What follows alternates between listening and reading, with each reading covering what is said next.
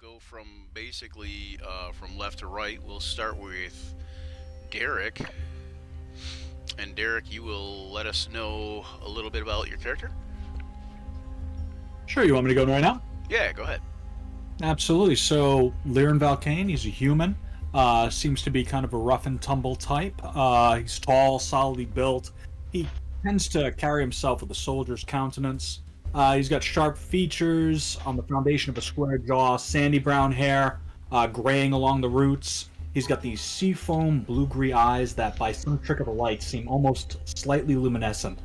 Now that he's got his gear back, mostly leathers, chainmail torque, probably chainmail underneath as well. Definitely something that's more mercenary than town guard. The other major piece of equipment that he carries on himself is one big ass maul, this huge metal hammer that he seems to be able to wield with fairly relative ease, or at least he's used to carrying that thing around. Is that now when you say the huge maul? Are you talking like huge as in huge for a human, or huge as an anime style huge? Huge for a It's huge for a human. Okay, okay. It's like Really like big. is this Cloud's Buster sword, but a maul style, or like No anime, or Breaker weeboo sword? stuff from this guy. Yeah, yeah. All right. Okay then. Who is James? You're kind of off camera on my screen. Yeah, I noticed it. I'm trying to fix it as There's like a delay, so you gotta You- set you it one way and move. then wait. Hang on, I can fix it, James. You Okay, that's fine. you moved on me, so I will fix it momentarily. One second. Yeah, I was trying to get more comfortable. That's all. How dare you be comfortable while we're playing? I mean, we're gonna be sitting here for 3 hours. I need to be somewhat comfortable. Speaking of which, I believe our next session falls on 4th of July weekend. Okay. Does anybody have plans that they cannot make it for that weekend? For sure. I'm I'm not in. for sure. It depends on if my dad decides. To I mean, it drink is or during not. the day. It's not like during firework time, but some people go out and do the whole day up. So, I mean, and I'm not for or the whole weekend. sure. I'm not currently be for sure. I know normally we do a barbecue on 4th of July, but that's about Okay, it. yeah, and I was gonna say the other thing is that it is what you want to call it. It is 4th of July is actually like on a Tuesday, so it's not on the day we're playing. It's I'm about just to say yeah. So I'll be fine. okay. I should be fine. See here. Ah. It's Monday. Yes, it Sunday would be the 3rd of July. it helps if I'm looking at the right screen. Okay, who knew? Who knew that if you were looking at the right screen, it helps? Okay, so James, tell us about your character. Tell us about Cutler. He goes by the name of Cutler Colton. His nickname is The Wall. He is an 8-foot tall brass, I believe, dragonborn with a pink mohawk. I dare you to step up to him. He has a glaive that, similar to the maul of, what's your character's name there? Liren? Derek? Liren? Yeah. Similar to Liren is massive. But in his arms, it looks normal because, again, he's 8 foot tall. He wears a black leather jacket, kind of, with some purplish pants. And he's got, like, a very razor-sharp teeth. They're almost like daggers in their own right. Red eyes and just a very vicious-looking, massive-sized dragonborn who does not look very happy most of the time. All right. What about we have Deontay next? Is that no Oliver next? Oliver, want to tell us about Fallon? Yeah, Fallon is obviously a high elf, a small stature, not that tall, not that muscular.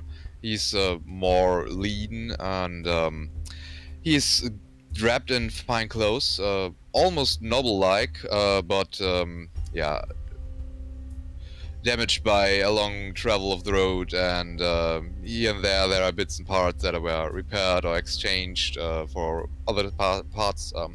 His trait is obvious. He carries a spell book around now that he has his stuff back. well-used component pouch, and at the side a walking stick in form of a blackwood cane with a scarlet dove on its grip. Okay. And you were saying the cape that he's wearing is made up of different components? Cane. Oh, cane. The Okay, cane. okay. The walking cane. Cane. Okay, the cane is made up of different components. Okay, gotcha. Okay. All right, and then then I believe Stephanie. Alright, so I'm Jessa. And Tessa at the same time, but right now she is still Jessa. She is an average looking human woman. Very nondescript. Dark hair, dark eyes, average height. With her quite in the back, she has a light crossbow, studded leather armor with lots of tools around her. So yeah, Okay. that is Jessa. All right. Does Tessa look different than Jessa, or Yes, we don't she know? We haven't does. seen Tessa yet, right? Correct. You have not, but she is Okay. a changeling, so that will be fun. Okay. So hang on one second. Let me. That's good enough for government work. Okay. Let's see.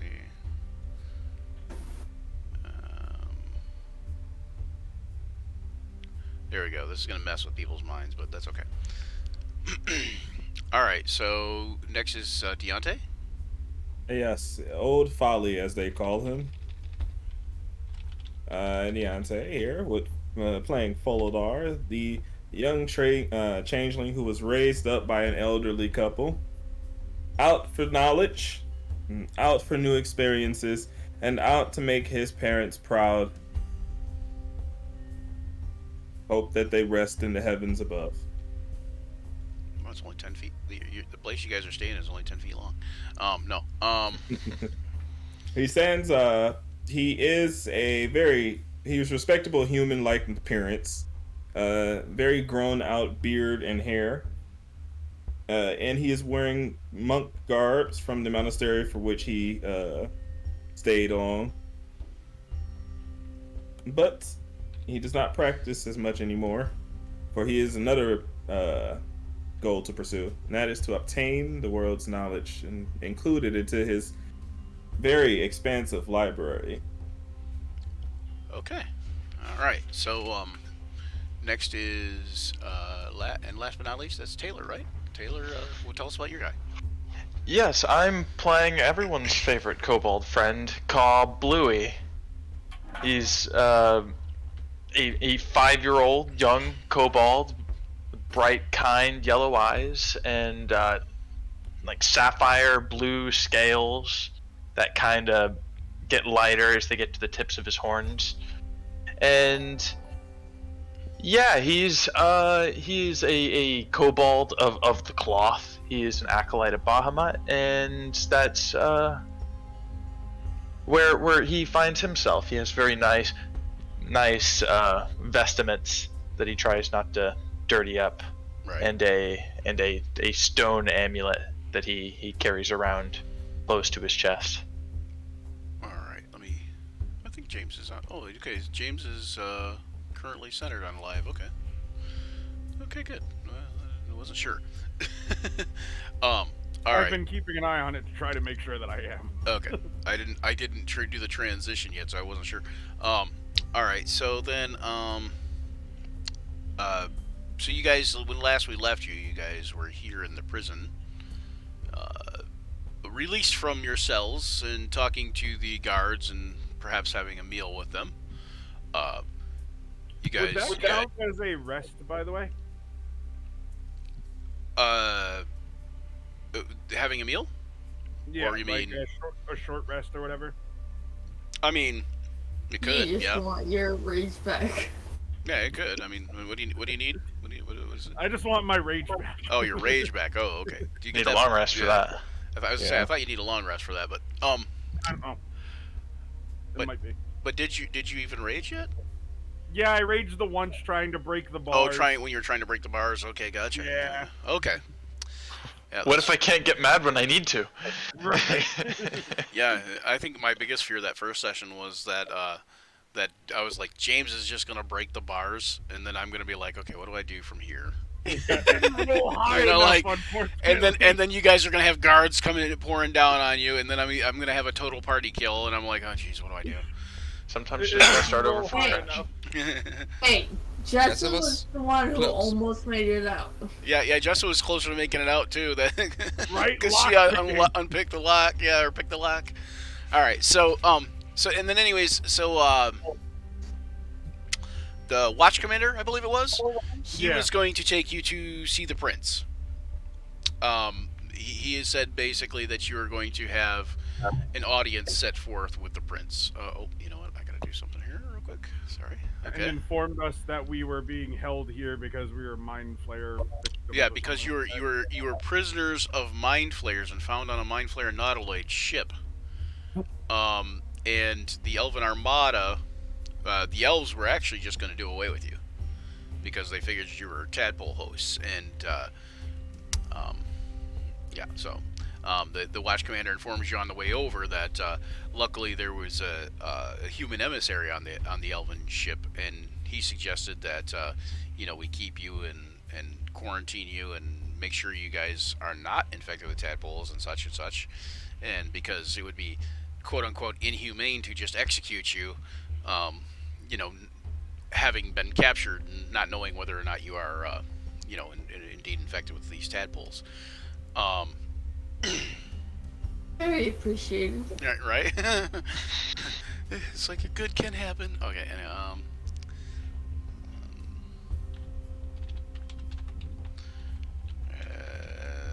ready. So,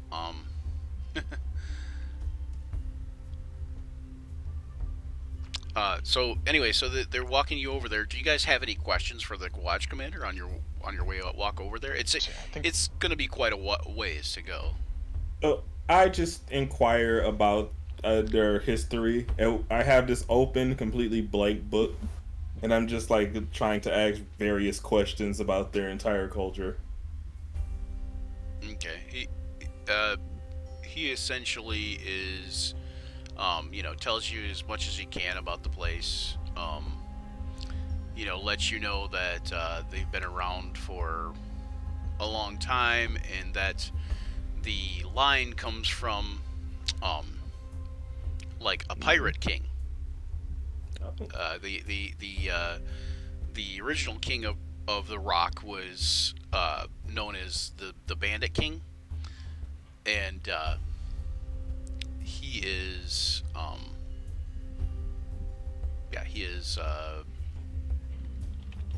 the father of the current lineage that is in charge of the Rock of Bral. So it is his grandson or grandson? Yeah. Grandson or great grandson that is the current prince. Yes, If that's he's the fair. father of the king, it'd be grandson. Yeah, the father. The prince would be the grandson. Yeah, well, I mean the current lineage. So I mean he could have been like a grandfather or great grandfather. Yeah. Oh. Yeah. But anyways, so yeah, basically, this is the Bandit King was the first of the current line of people. Basically, this was he says this was a beholder colony, like way back is what they believe from different things they found, that this whole thing, this whole big rock was a beholder colony, like way back, pre spacefaring times, I suppose. And the beholder colony was destroyed and driven out by mind flayers, and the mind flayers were in turn driven out by the human pirates and such that came and took over the place. And you can account for the accuracy of all the details you've given me. He's like, well, I mean, that's basically our history as we know it. I mean, he's like, who knows? Nobody's alive now that was alive, 10,000 years ago.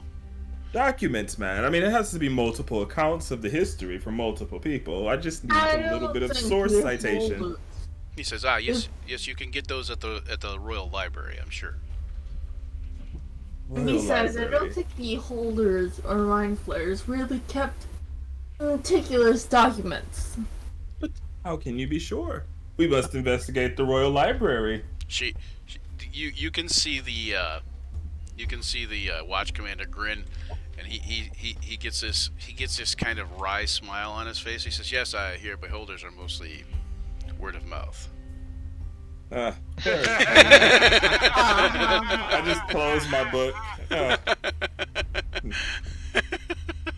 Sorry, I couldn't help it. That's a good joke. That's a good joke. Considering they're mostly all mouth, mouth and eyes, like. Anyway, so. Better seen, not heard. Anyway. I'm gonna venture a guess. This is the first time most of us are gonna be in front of royalty. Especially royalty, well, from out of town. Any social mores or procedures we have to abide by while we're before the prince? He says, yes, I hadn't thought of that. He says, okay, so there's a central dais that you will all stand on and kneel before the prince. What? And do not speak until the prince speaks to you. And when you are standing on the central dais, do not approach at all unless the prince asks you to. He says you should be able to follow my lead, okay? Because I will not approach either unless the prince asks me to. Do not approach unless the prince asks. He says it's a very long hallway to the throne, but essentially, the throne is it is forbidden to approach unless the prince requests it. And if we were to approach, in theory, I believe that the guards would attack you. The prince's royal guard. Right. And I'm guessing my past lessons of royalty, the one I have dealt with, saying "fuck you" is not an option. He says, "Well, I would advise it." Very well. Okay. I was just saying that to anyone. He says, but he is a bandit king. Well, he's the heir of a bandit king. Perhaps he might think it's funny. I'm not really sure. It's hard. I don't know. It's also hard to cruelty. guess. It's also hard to guess, and I wouldn't chance it. Such dubious logic is so exhilarating to see, honestly. I am absolutely excited to meet your bandit king's heir. Oh, this is making me giddy all over again. Okay, so What a glorious world. okay. Does anybody else have any questions, real quick, or put this No, that's giant just prints on fine. the screen here, real quick? People at home are getting their lesson in Roll20. Right. How far of a walk is this castle from the prison?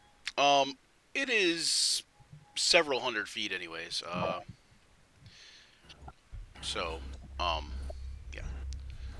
Oh, so we will see something of the city around here. Yes, you'll get to see a bit of the city as you're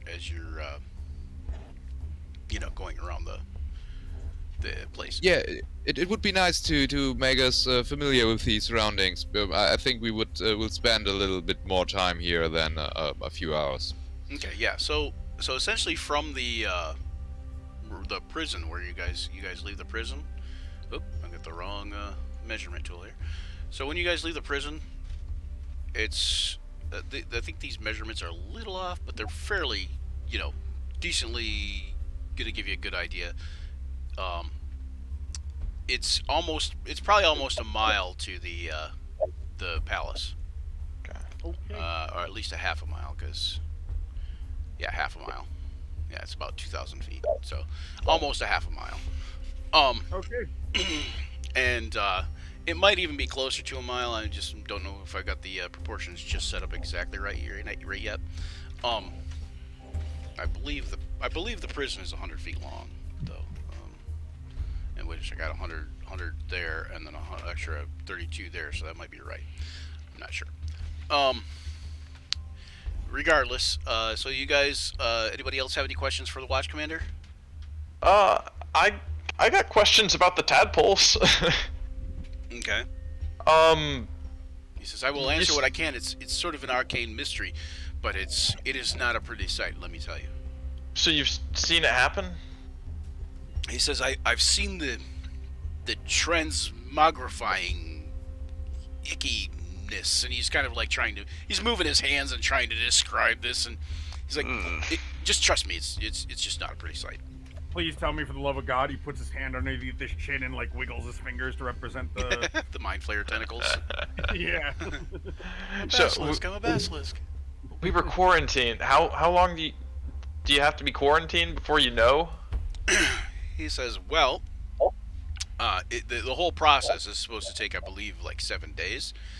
He says, but he says, I can't be sure. I'm not a physician or a mage. He says, Were we in there for 7 days?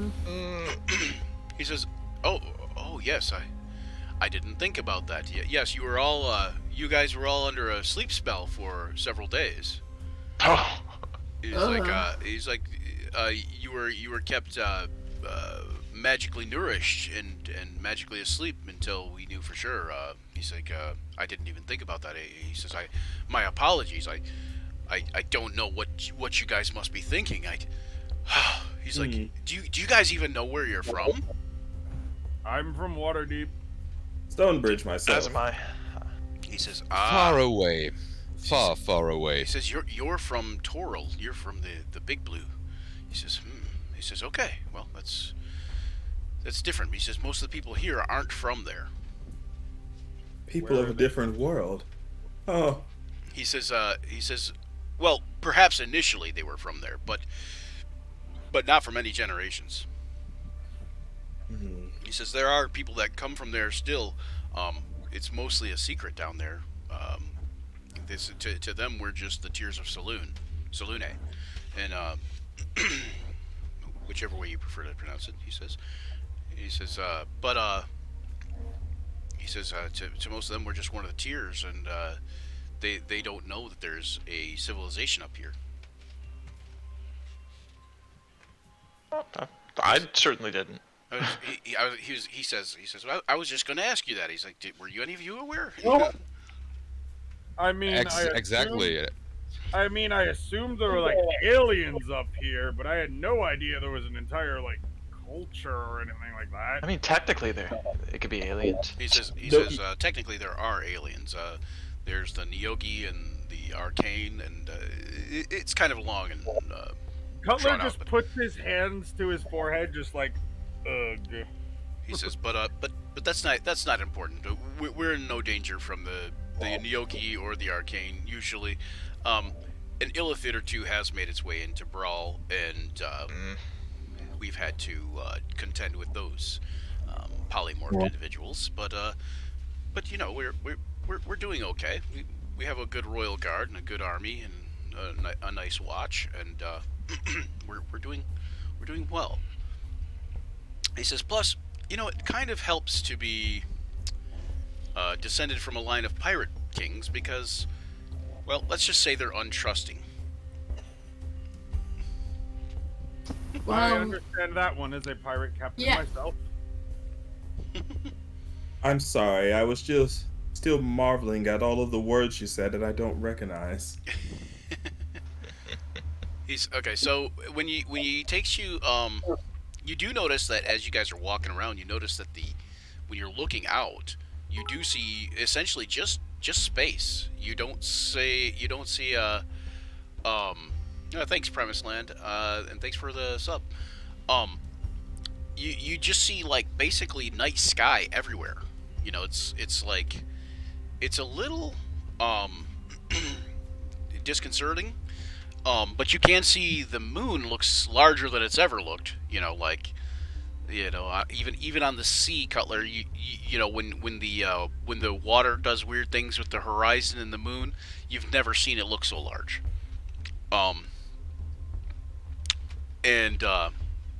So you guys make your way to the palace, and you guys go through, you know, several corridors and hallways, and you pass like a main like banquet dining area, and eventually you guys wind up in a throne room. And I'm going to put you guys here at the bottom of the map. And the squares are going to be a little off kilter because the actual grid's not there and it doesn't line up right now, but that's okay. Don't step out of line. I would like to examine the statues in the throne room. Step on a line, break your mother's spine. Wait, no, I don't know. Okay. So you guys may also put yourselves in whatever, marching order you think you would like to be in. Where is Jessa? There she is. And Ka. I'm already on the map. Derek, I don't see you. Oh, there he is. There he is. All right. Okay, so you guys should all be at the bottom on the map. See yourselves? Yep. Okay, and hold on one second. I don't have the guy in here that I wanted to. Oh, the City Watch Captain? Yeah, the Captain Watch. Galad. Was his name. Galad, yeah. I don't have a Galad token in here. I know where he's at, but I'm not gonna bring him in here. I'll just bring a veteran in, or captain. I think there's a City Watch. I think there's a Thank you. City Watch captain. There we are. That's what I was looking for. Okay, so he kind of leads you ahead of him, or like leads ahead of you just a bit,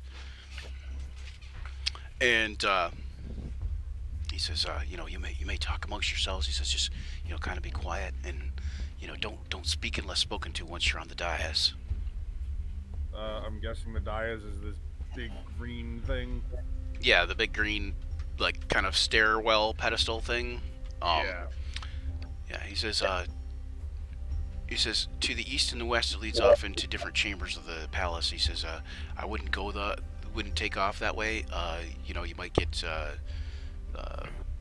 You might get detained because they might think you're, an intruder or something. He says,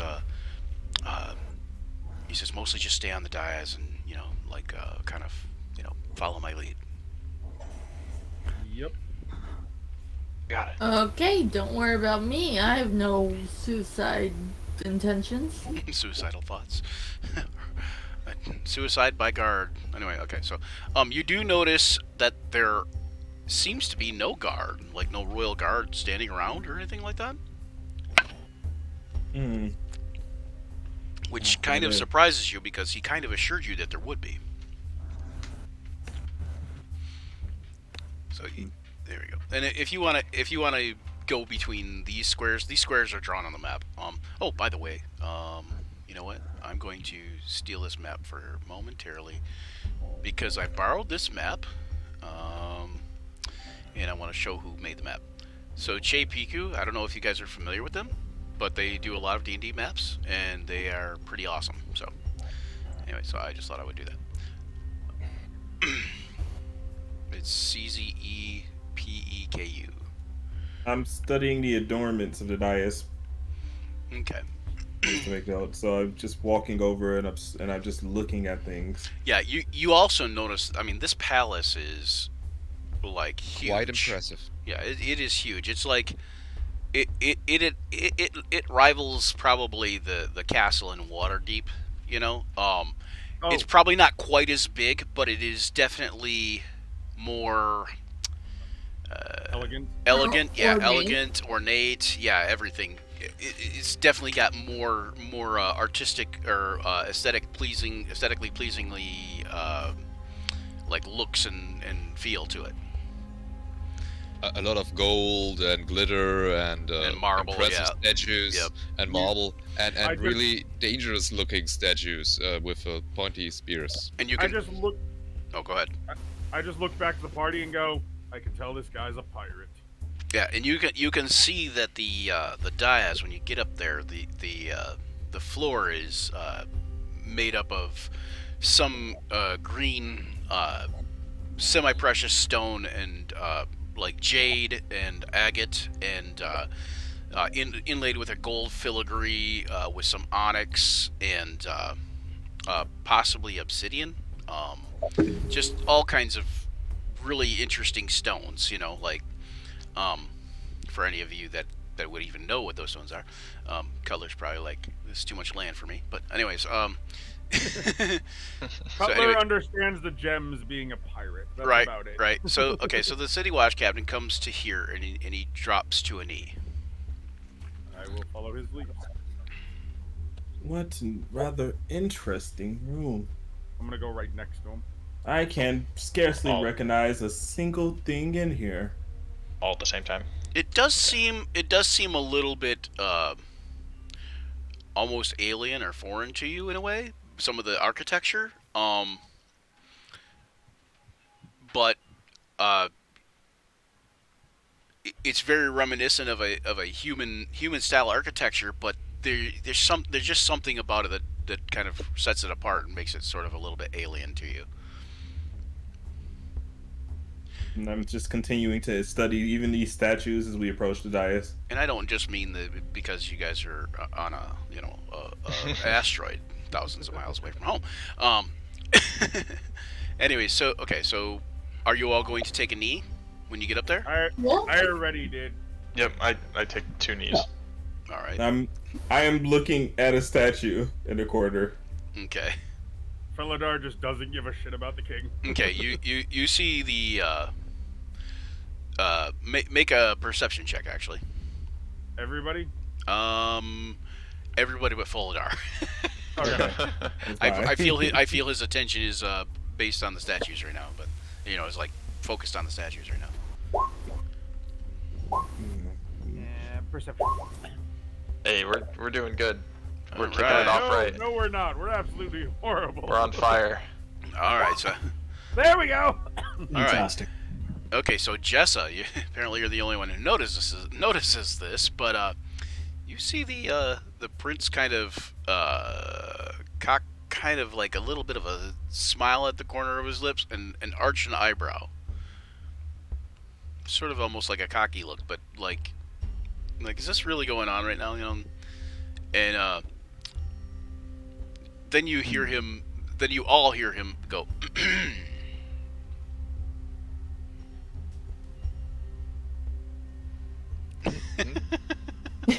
So he cleared his throat. Yeah, he clears his throat. He just goes like that. Hang on one second. I want to make a. Was that us being check. spoken to? Okay. The city watch captain kind of puts his fingers behind his back, and he's kneeled down in reverence, kind of, and got one knee down and one knee up, and he snaps his fingers behind his back. He's like that. Are we supposed to get what that means? Should I start doing that too? He's hoping to get Folidar's attention, I think. Oh. I'm just gonna. Would Folidar hear a snap from that far away, though? The prince probably heard the snap as quiet as it is in here. Oh, okay. Oh, right. Yes, absolutely. Your Highness. He says, shh.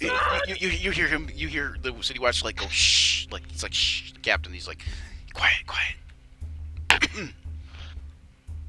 He says, no, Captain. You hear the prince say, no, Captain. I must hear this.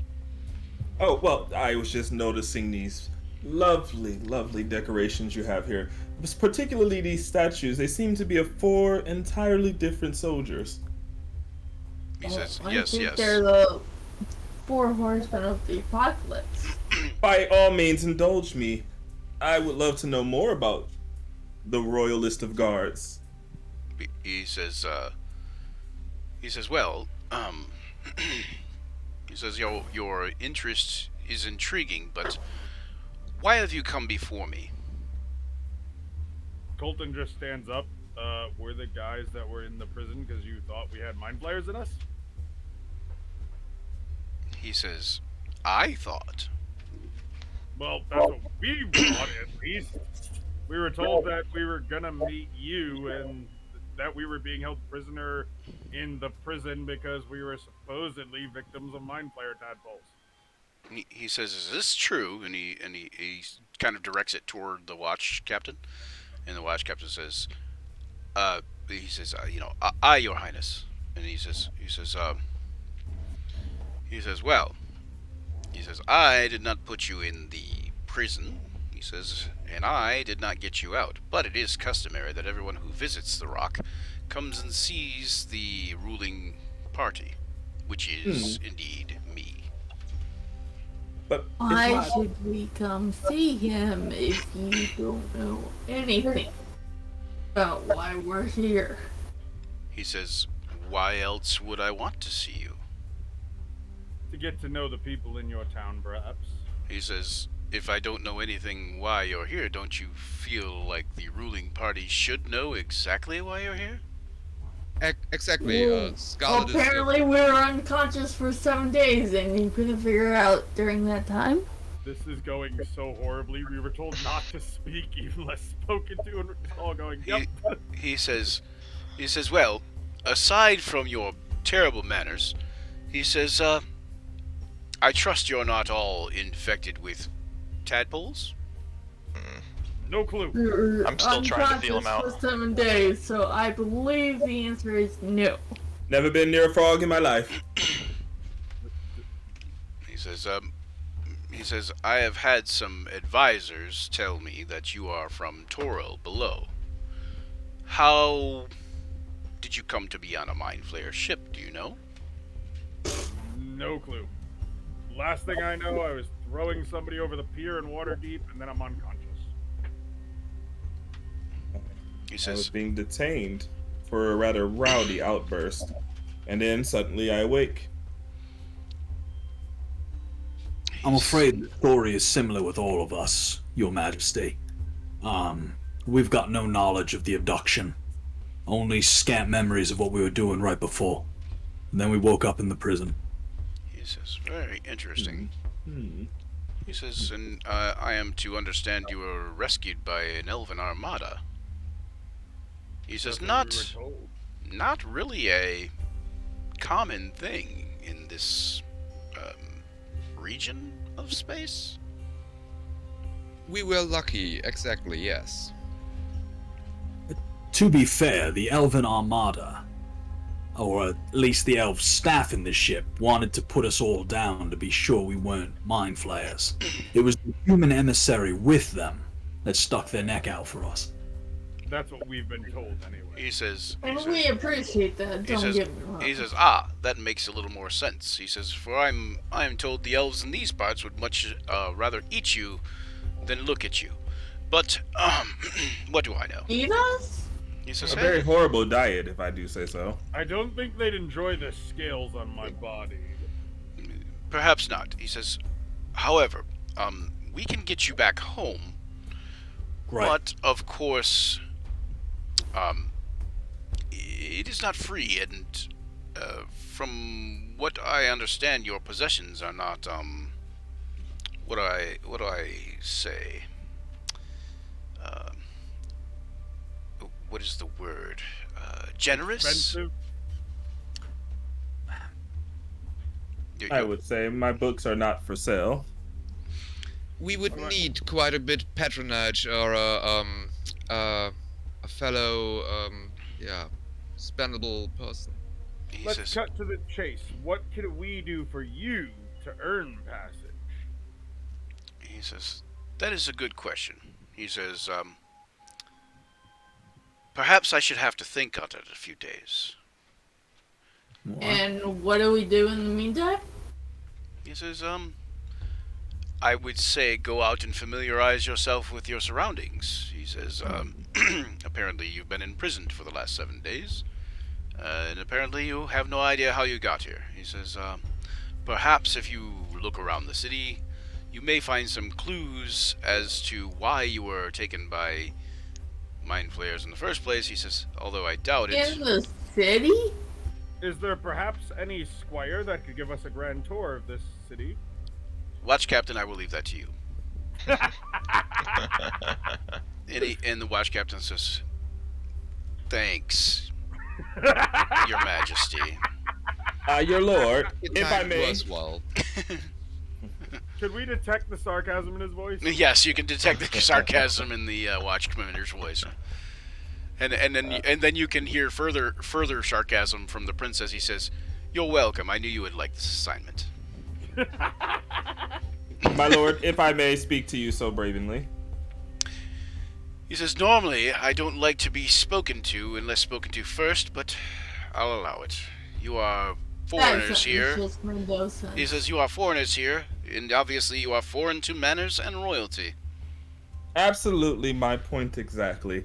I have taken in your culture, and it is astoundingly amazing. But I feel that to properly familiarize myself, I must obtain the highest level of education that this place has to offer, which is why it would only make sense that I visit upon your royal library. He says, he says, I suppose that, I suppose that, could be arranged. And he says, guard. And then all of a sudden you see a guard, like, just materialize right there. Ugh. And he says, take him to the Royal Library and let him look around for a while. Your friends, will probably be leaving the palace soon. I may have the watch commander take them on a small tour, but, none of the, private areas, please. Could you please, perhaps cover a room and board for us until you make your decision? He says, I thought I was making a decision on why I should sponsor you. Misunderstanding, perhaps, then. He says, I don't see... He says, just tell them you're guests of the prince. Nobody will care. Okay. Well, Your offer is generous, my prince, but I think it's offer of friendship for our side that we look into our accommodation for ourselves, so you don't have to worry about that.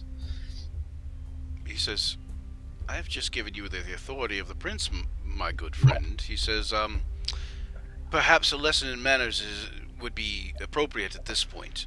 You guys have fun with that. If a I will prince, go off. if a Well, prince, it's like I'm out. if a prince indeed offers you the ability to use his name to secure room and board, you do not reject it. I just don't reject it. I just don't want to use these favor of yours in that trivial manner for accommodation or something like that. He says, that is understandable, but such trivialities are easily brushed over. If And- that you wish, that's my command. And he says, the guard comes and gets Fuladar and kind of like leads him down one of these hallways. Let's lead the way. All right, friends, it's been fun, but I must go and enjoy myself. Okay. I hope you all do the same. Hope you all do the same. I feel like Don't Felidar forget to is write. I feel like Felidar is just abandoning us.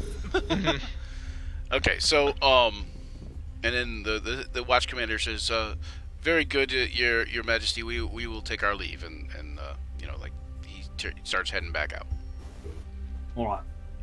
Are you guys gonna Alright. follow him out back out? Absolutely. Except for Fuladar? Yeah. Of course. I guess. Yeah. All right, so you guys head back out into the city. The city watch commander, he kind of takes you to the captain. He kind of takes you to a place where you guys can, like an inn type of thing, and where you guys can, get room and board. And he says, I don't know what the prince is thinking about sending you out into the city. He says, you guys aren't going to find anything here. He says, if you were going to find anything anywhere, it'd be on that ship. And he's like, and that ship is, Exactly. he's like, as far as I understand, that ship was probably destroyed if the elves had anything to say about it. And honestly, if I were out there and I had anything to say about it, that ship would have been destroyed also. Makes sense. He says, but beyond that, enjoy your stay here. If you need anything, ask one of the other City Watch and tell them Captain Galad told you that I would vouch for you. All right. You do me a favor and let Foladar know where we're staying, yeah? Oh yes, we will. All right. And I'm sure the royal guards, will make sure he gets there. Not expediently, but without incident. We are all in your debt, Watch Commander. He says, and Does the as inn it have seems, a tavern? he says, as it seems, we may be in your debt too soon. Does the inn have a tavern? Why? Or is Yes. the tavern separate? The tavern, no, the tavern is built onto the inn. Yes, Okay. or there is a tavern built onto the inn. When Jessa says why, he says, well, I fear that the actual reason that the prince is taking a couple days is he is stalling, perhaps, for a time. For what? Well, I think he has something in mind for you guys to do that would warrant your being rewarded with passage back to Toro. I see. Yeah. No, We This shouldn't doesn't forget. sound good. The interesting part is we shouldn't forget that we are totally not connected with these parts of the land, so we are quite useful in some regards. If you don't want to follow a trail back to its command. Well, Right. what if we offered some help to the locals? I'm sure there's bounties or something around here that can be claimed. He says, perhaps, and he kind of shrugs. He says, but either a large sum of currency or perhaps something interesting would sway the prince in your favor. He says, but also doing a task for him that he can think of will be, probably payment enough. He says, but it always helps to help. It always helps to have some money when you're on the run. Yeah, he says it always helps to help other people is what he means. well, Hey, Of um, course. Did you mention earlier something about the mind flayers might still be after us? He says, yes, that is definitely a probability or a possibility, because I would say that when the elves intercepted the ship, they did not know whether or not you had been, what's the word, serotomorphosized, or I don't know. cerebromorphosis. Yes, that's the word. He says, yeah, how he says, how do you know this word? He says, anyways, they were unaware, and so if they were unaware, then the mind flayers too will be unaware, and if they think you're carrying tadpoles, if they think you are hosts still, they may come after you in order to retrieve you. Well, that's not good. So, are we safe in the city? Should we not leave the city? He says, relatively safe, but illithids are a strange lot, and there are some illithids that travel Bral that are completely okay. He says you may run into one or two. He says they're very shrewd traders and merchants. He says, I think they have a sort of unfair heads up, if you ask me. But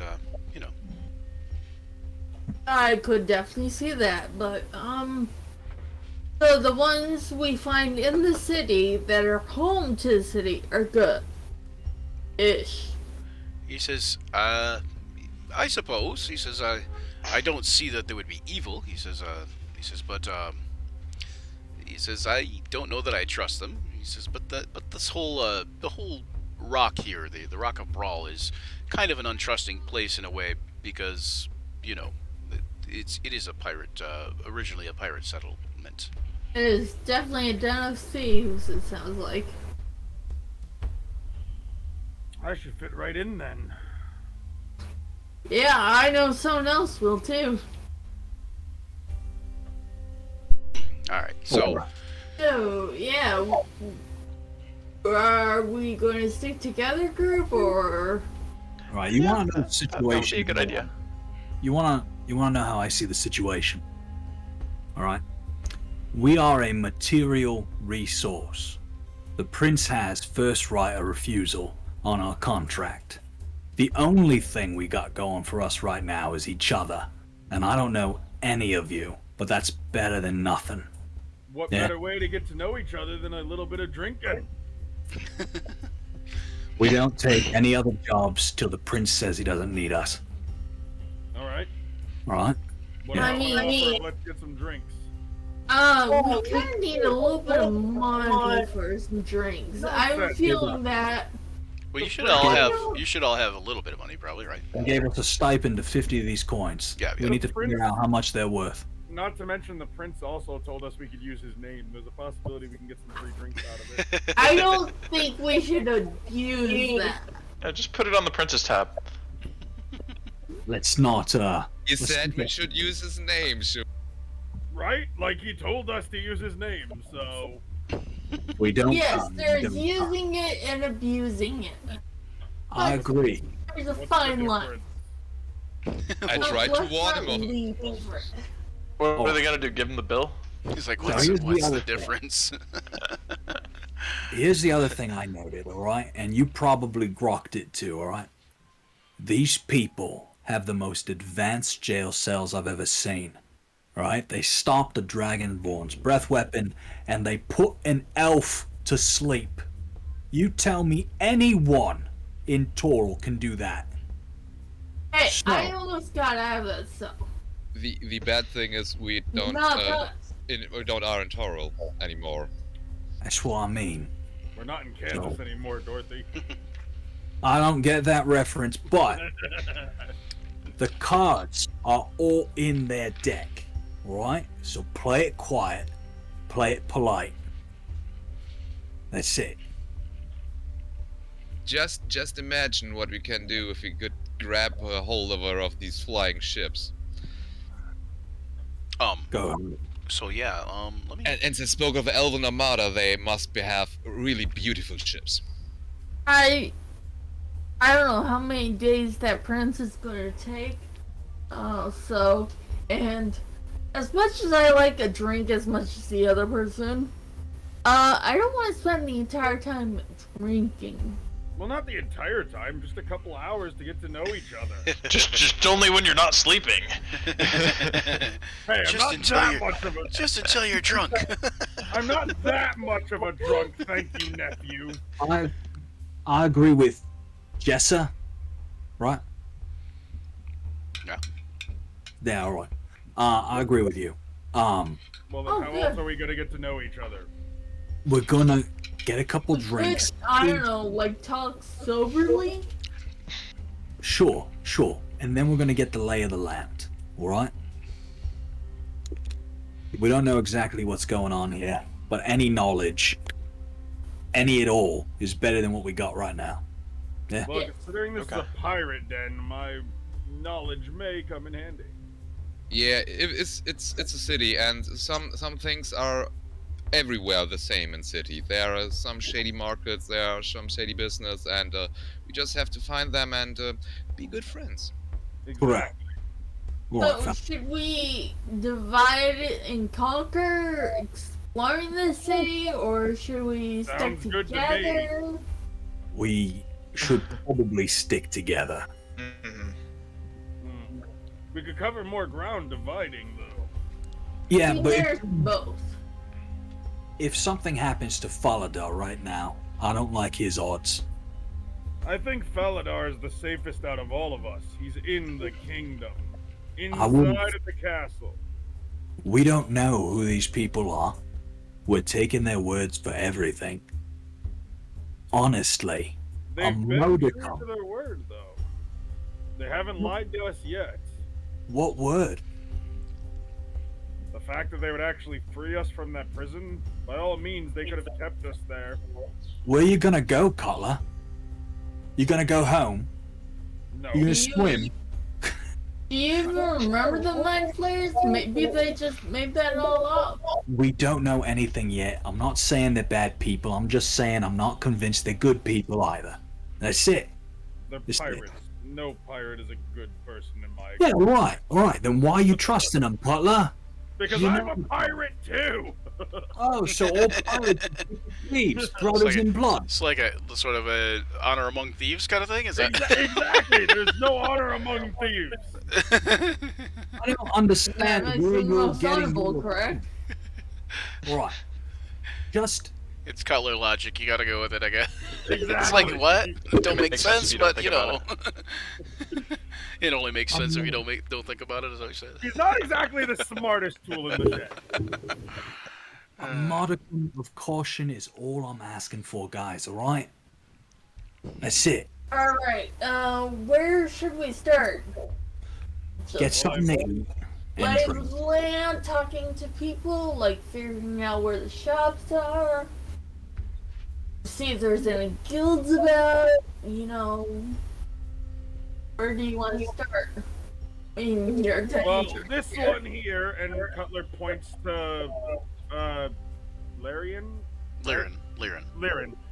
Points to Lyran. Says we shouldn't take any other jobs until we get the job from the king or not, so... I mean, that doesn't stop us from knowing where everything is. Now, we're gonna take a walk. We're gonna walk a couple blocks. We're gonna observe.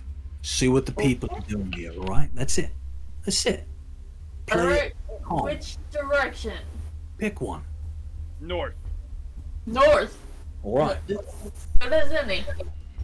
Where the hell is north? I don't fucking know. He says, spinning around. right. It seems like northerly. Is the captain of the guard still with us, or did he walk off already? No, he would. He probably walked off because otherwise you guys were having that whole discussion in front of him. So. Okay, let's just follow the direction the captain of the guard went, I guess. Just Unless he went back to the castle. pick a direction. He went in the direction, as far as you can tell, he went in the direction. Can you ping on the map where we where are? are we? Yes. Yeah, like on the Where map. Yes. we are. Yes, I will ping that on the map. But as far as you can tell, you guys are right here on the map. I don't know if you Okay. guys see that. And as far as you can tell, when he walked off, he walked back in the direction of the castle. Well, let's go further into the city then. But Yeah, alright. Let's But go. you would- if you had to make an assumption, you would probably This way. assume that he was heading back toward the prison. Let's go further into the city. I would have taken the route to the forest, but yeah. 1 second. This way? We still can. Through the prison, we passed the forest on the way to the castle, and I think the forest is northish of us. I don't think. Are the any of force us- would really give us any information? Are any of us druids? That's all I'm gonna ask. Any of us druids. Because otherwise, the forest is absolutely useless. Plants It's are a cool. nice place. Nature's nice. Do you know how to speak with animals? No. That's probably all you're gonna find in the woods is animals. And a quiet place to It's in the middle speak. of the city, so I don't know if animals is a. Okay, then trees. We want to go someplace we can observe the most amount of people. Overhear what they're talking about, what's the current events, that sort of thing. Fallon was right. Every city has basic traits they share, including a city center, which means we go that way till we find it, yeah? I would look. Is there any civilians around at all? Yes.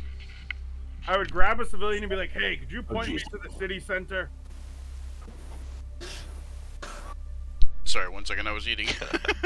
Yep, not a problem. Like He lift says- him off the ground.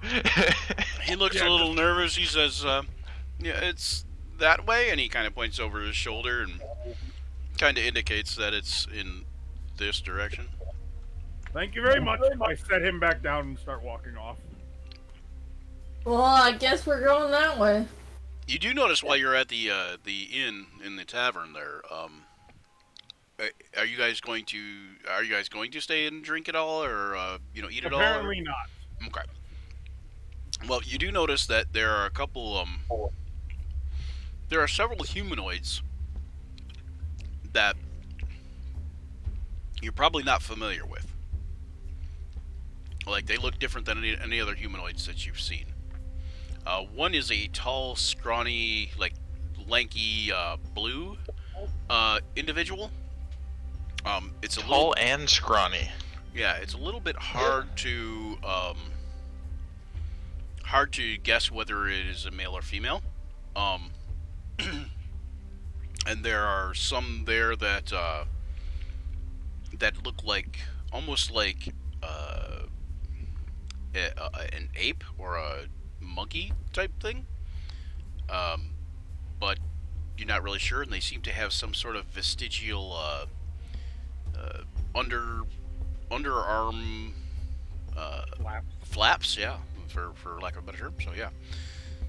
Patagia. Um, there are some large.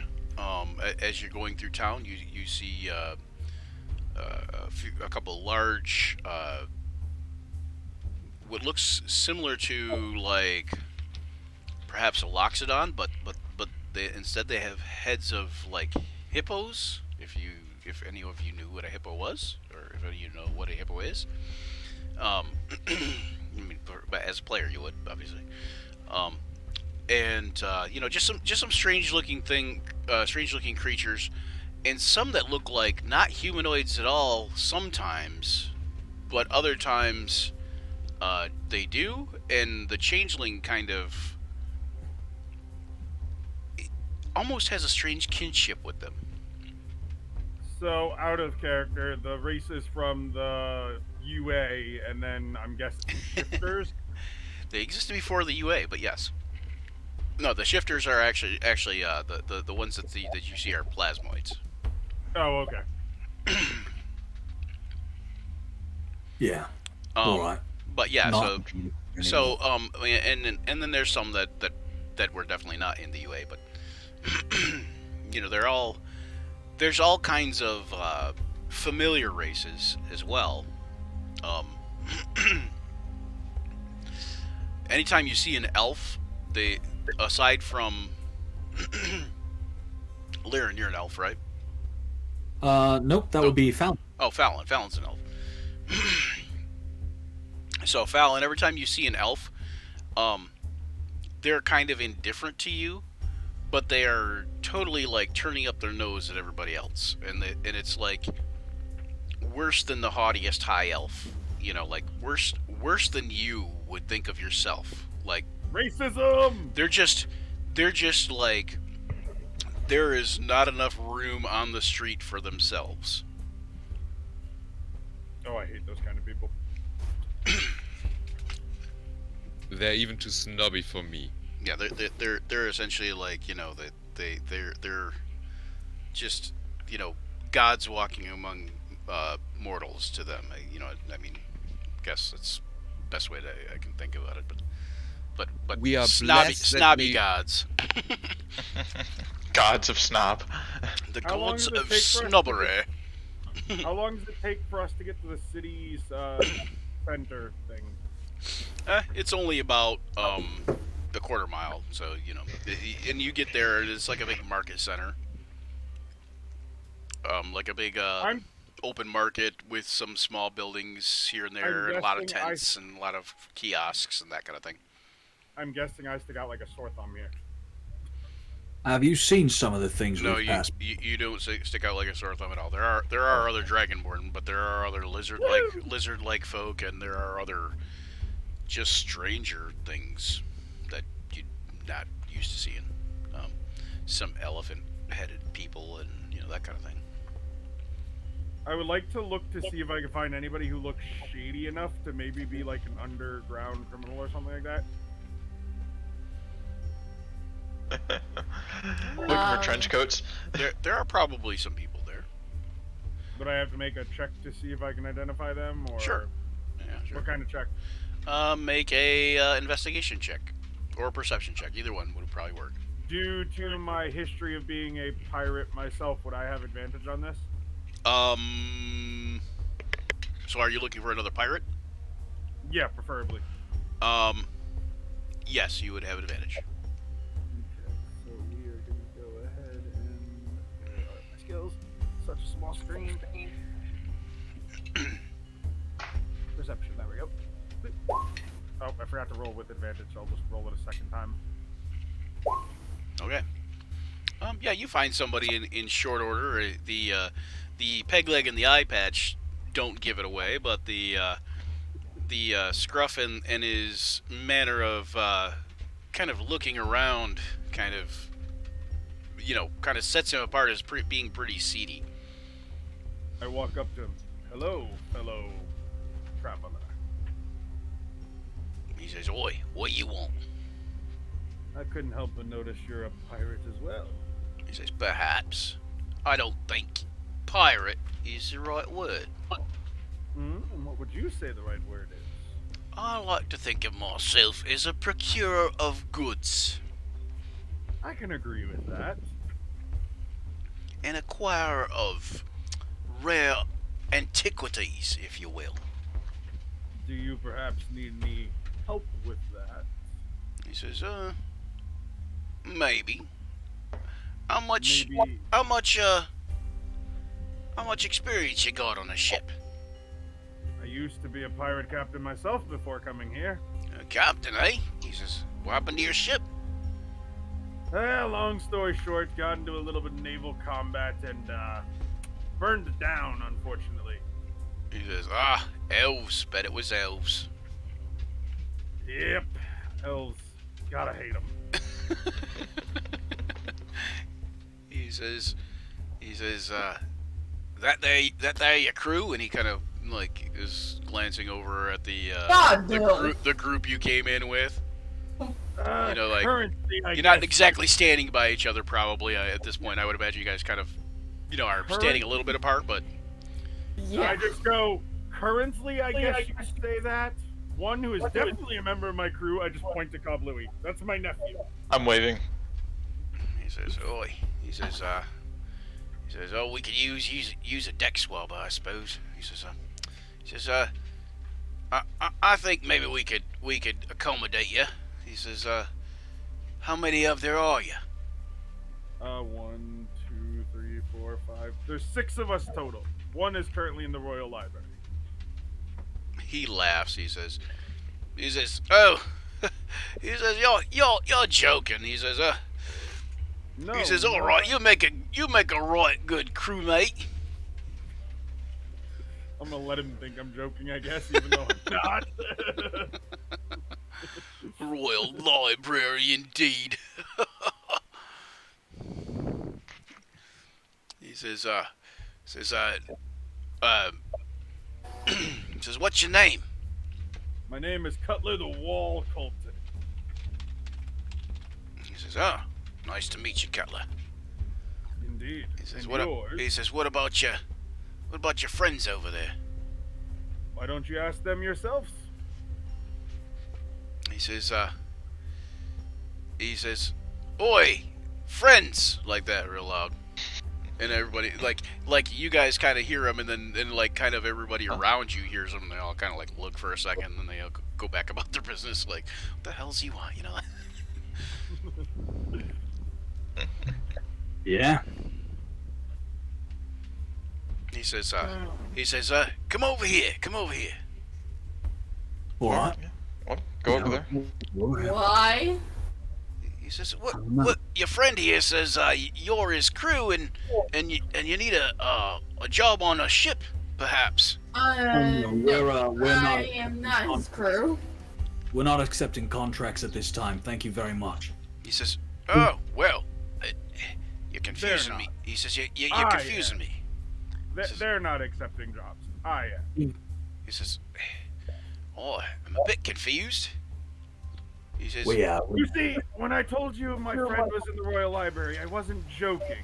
We are currently awaiting word from the king on whether he wants to use us for a job or not. he says, Prince. he says, "The king's been dead for 20 years. You're going to be waiting a long time, mister." Correction, the prince. He says, "Oh, yeah, the prince has been around. He's been I think the ruler of this place for nigh on 100 years, but How come he hasn't become king yet? that's a good question. I don't really know." He says, "I never really thought to ask." He says, "But then again, I don't really ask royalty much of anything." He says, name's Orson Virion. Nice name, my friend. He says, well,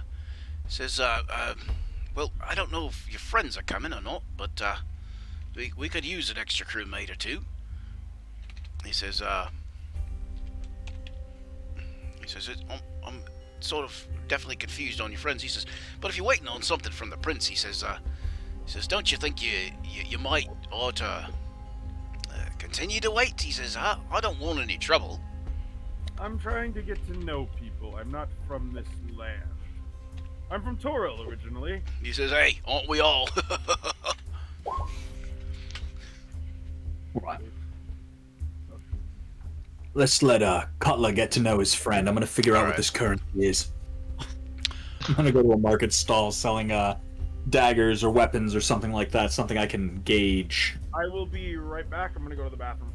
Okay. You're gonna go to the market and sell some daggers? Nope, I'm actually gonna go to a market that's selling daggers. Oh, that's selling daggers. Okay. Okay, hold on one second. You find a little kiosk over that's selling, essentially like daggers and blades and, different things of that sort. There's a dwarven woman that's actually kind of soft-spoken, running the kiosk, and she says, "Fancy your 4 blades, sir?" Good day, miss. Listen, if I were to set a couple of these coins down, what are these called? I show him some of the strange coins we got. He says, "Oh, those are the Princess Platins." She says, "I don't really know that there's a equal exchange for them, but I'd probably give you about a platinum for one, I suppose." Princess Plats. All right. So, you just answered my next question. I was about to ask how many daggers I could buy with this, but you saved me the math. All right. That's great. I appreciate it. If I'm ever in the need for blades, I'll know where to come. Nice one. She says, "Absolutely, sir." She says, "Come and see me again if you get the chance." Oh, I'll probably be in town a few days. You can always use a good knife. She says, "Yeah, lots of people are in and out of this town and this place." She says, it's a very busy place and lots of people come and go." True enough. All right, won't take up any more of your time. All right. Anybody else gonna do anything? So now you know the platins that you got, the little the strange looking coin square coins are worth about a platinum. Yeah, he Liren's gonna let him, share that information. He's never had so much money. Okay, yeah. And how much did you have initially on your character sheet? That's 50 of those. Right, now so you each have essentially like 50 platinum, right? Like essentially that's what that okay. Yep. Which is a lot of money, like where you guys come from. I mean, a lot of money. Mm-hmm. Oh, definitely. That's basically like 500 gold each. Yes. Now, stuff up here might be a little bit more expensive too, depending. You're not 100% sure, so. True enough. But the platins themselves are essentially kind of like earmarks from the prince. So it's like marked currency from the prince that basically it's, and it's got, I did say, I believe I said it has a picture of the prince on it. Yep. Yeah, so, yeah. So basically it's the prince's currency, and his currency carries a little bit more weight here than, like a standard platinum or even a, or a standard gold or even a platinum. So, Okay. you might even be able to, if you were to sell them directly, which would be, anybody with a discerning mind would probably think is probably a bad idea to sell them directly, but you might actually be able to get more than a platinum for each one, depending on how you did it. But the other thing we can do is figure out what passage to Toril might cost. Not actually take anyone up on it, but try and get the lay on the land of how much we're actually in for. That's it. Yeah. Okay. Yeah. So you also kind of might think to yourselves, actually make everybody make a, well, except for Foldar because he's still at the library. Everybody make a sort of an insight check, perhaps. You said insight? Yeah, insight. So Liren, you're thinking, I've got 500 platinum essentially, or 500 gold. I mean. Yeah. But I can't get a ride back to. Same thing with Cutler. You're thinking, these are 500 gold essentially. But I can't get a ride back to Toril with 500 gold. How the heck much does it cost to get back to Toril? That's so the idea. So then the insight for Cutler goes a little bit further. You think, wait a second, since these are the prince's currency, they may be essentially worthless to the prince. Oh, fuck. And then you're thinking, well, if you were to trade them off and sell them for platinum, then the actual platinum might be enough to buy you guys passage home.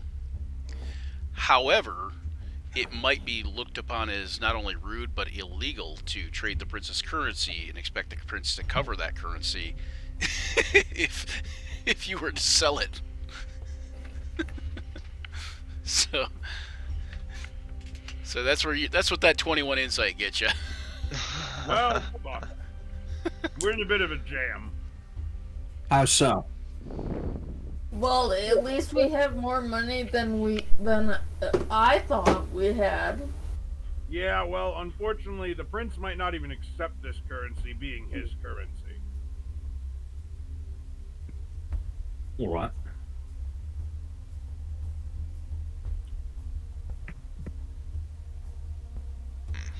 So You do know all the like townsfolk and merchants would accept it as, true currency. Okay. But, that basically when you trade it to a townsfolk or merchant or whatever, they get to trade it back to the prince for monetary value, essentially. Okay. I see how it works. right. Since you guys technically they don't trade it back to the prince obviously directly, but through a money changer. But since you guys are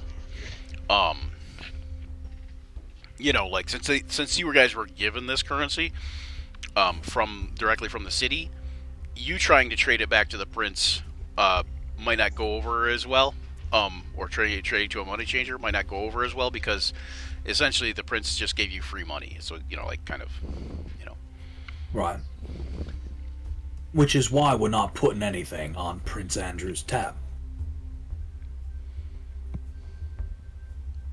So, yeah, I would say that both Liren and Cutler probably think that that's a good idea, because being a descendant of a bandit king, he's probably counting every coin. what? So should we not spend any of this? You can probably spend the platins, but Okay. as far as like Not using all his at name to cover stuff, you might be careful. Okay. It's not a problem, but according to like Cutler's insight and Liren's insight, you would definitely even Kablui's insight would probably think that if you use his name to cover something, he's going to put that on your tab. Makes sense. All right. Fallon, Jessica, Cutler, Paul. You want to do anything else while we're out? I want to go get a drink. There might be a shop I could stop by. Looking for. Are there any shops selling like gemstones or jewelry? Yeah, there's a money changer, like a coin changer nearby. But there is a shop that sells gemstones and jewelry. Is there any shop that would be- help me up with my That would be website? right here in the smack dab in the center here, like of the marketplace area. There's a Okay. there's a what you want to call it, a coin slash jeweler, like next to each other. Oh, cool. And it's in like a small building rather than a like a kiosk or anything like that. And the building does look relatively sturdy. Um, Safe to walk in, I guess. yeah, it doesn't I mean it looks very sturdy, but I mean I'm saying like it doesn't look like if somebody was thinking about like robbing the bank, so to speak, that it doesn't look like it would be super hard, but it does look like it's it's not made of cards either. Like it's not made of toothpicks. Okay. Okay. I guess I'll pull out one of those platens and see what the biggest diamond I could buy is. Oh, that's a good question. Make it 2 of them. Yeah, I need one. Yes, exactly. Is there any shop around that would be able to sharpen my glaive? Yeah, there's some blacksmith. Hold on one second. There's a. Wait, no, that's not what I was looking for. I believe a platinum will get you a diamond. That's about.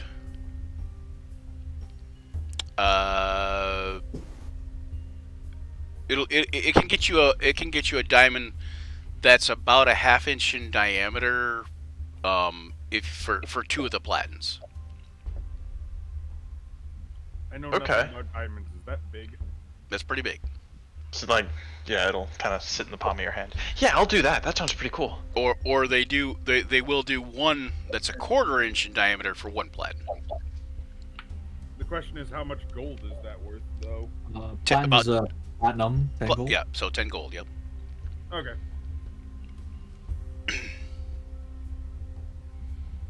Uh, 10 gold for the 1/4 inch. Yeah, 10 gold for the 1/4 inch, or 20 for the, the half-inch.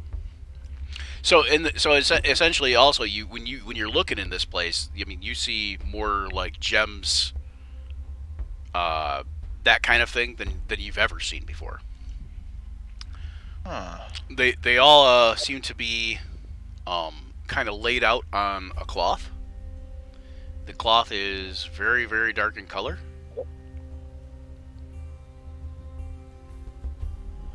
And then like there's probably 3 or 4 cloths, and then each cloth has X amount of gems and sizes and different types and such. Cool. Do they do anything special, or are they just different cuts and just gems. colors? Yep, just different gems. There's like garnets and emeralds and topaz and different things like that. Different cuts, different colors. Very nice. Semi-precious to precious, but they have like like they don't have a lot of semi-precious ones, but the semi-precious ones are usually larger, and you can see that they have a jeweler by there too, like right in that same area so they have a jeweler that's using some of the semi-precious gems and some of the precious gems too to make different necklaces and earrings and jewelry and bracelets and that kind of thing. There's a couple jewelers. Okay. I guess I'm looking for, I think, a bigger diamond. I want one that's worth at least 50 gold. 50 gold? Are you looking for Yeah. a spell component? Yeah. And we need Which 2 one? of them. We need 2 of them, huh? They have one. They have one that's bigger than a half-inch. That's like 3/4 inch, worth about 60 gold. Ooh. And then they have one that's a full inch in diameter, that's worth about 100 gold. Do I get the 100 gold diamond for with a discount for the gem cutter, so that he can fit it into my cane? With a discount? Oh, you mean if you ask him to fit it into your cane, will it be discounted for the price of the fitting? Is that what you're asking? Exactly. Yes, a little bit discount for the fitting if I get the expensive diamond here. Make a persuasion check. Damn. He says, Huh. "Yeah, I suppose we can work with that." He says, we can hook you up with a nice fitting if you're willing to buy the entire diamond, of course." I am totally. Yes, exactly. And I'll buy the 60 gold piece one. I don't need to fit into anything. I'll just take it in hand. So he'll say, okay, you're gonna take it in hand. Okay, so he'll give you back then, because you're gonna have to give him 2 platins essentially, and he will give you back 90 gold. And in your, Oh, this is my change. yeah, yep. And in your case, Oliver, he wants to charge you 110 gold. So you'll give him 11 platins, and he'll also give you back 90 gold. Wow. That's nuts.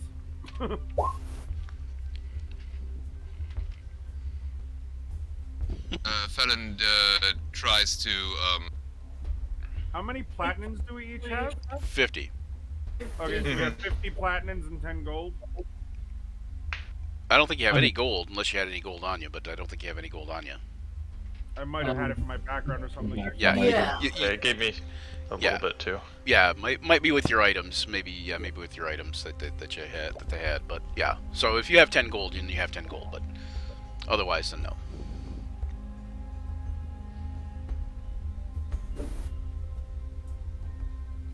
But yeah, the platins are basically worth about a platinum each. Hang on 1 second. Are you guys ready for a break? Yeah, I can Take a break. Okay, let's do a break, and then we'll be back in let's say 10-15. Sounds good. All right, we're gonna go Technically BRB. have been on break for like the past 45 minutes. Transitioning to break. All right. All right. I mean, to be guys. fair, you kind of left the rest of the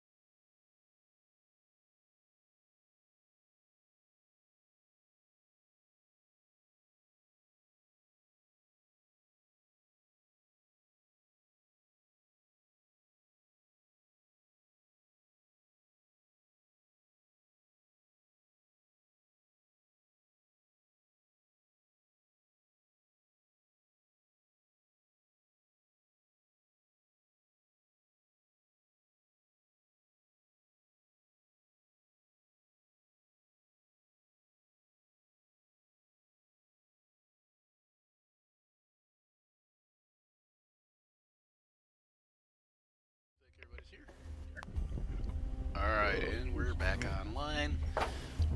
Okay, Yay. so, let's see. One of the things that happens here is, when last we left him, he was going to the Royal Library with the guardsmen, which brings us to where Foladar is now. Find yourself at the entryway to a rather large, posh library. I'm getting a Well. feedback on somebody's speaker.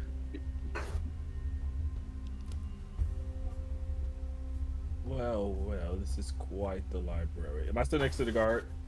The guard is kind of like, yeah, he kind of just walking off in the other direction, like out of the thing, but he's close enough that he could hear you if you were going to say something to him. You've been an excellent conversation partner. As he walks away. Yeah, he just keeps walking. So he continues that good conversation streak, so to speak. So anybody interested in where I got this map? There's a Patreon person named Eightfold Paper, and you can go to their Patreon and get these maps. Anyway, so I did that. Well, actually, I can take that off there because nobody else can see it, but me and the people on the stream. All right, so I just kind of whisper to myself, almost in some form of defeatism. I just go, well, mine's is comparatively bigger. I'm sure. I just arranged it a different way. My God. I would like to, what is this, investigation? I would like to read through just random books. Okay. I'm just trying to glean information about this rock. Okay, random books. But I'm also just curious to learn new things from any of this information. Okay, well, roll a D100, I suppose. D100, I will. Uh-oh. One of the numbers leads to a secret passage.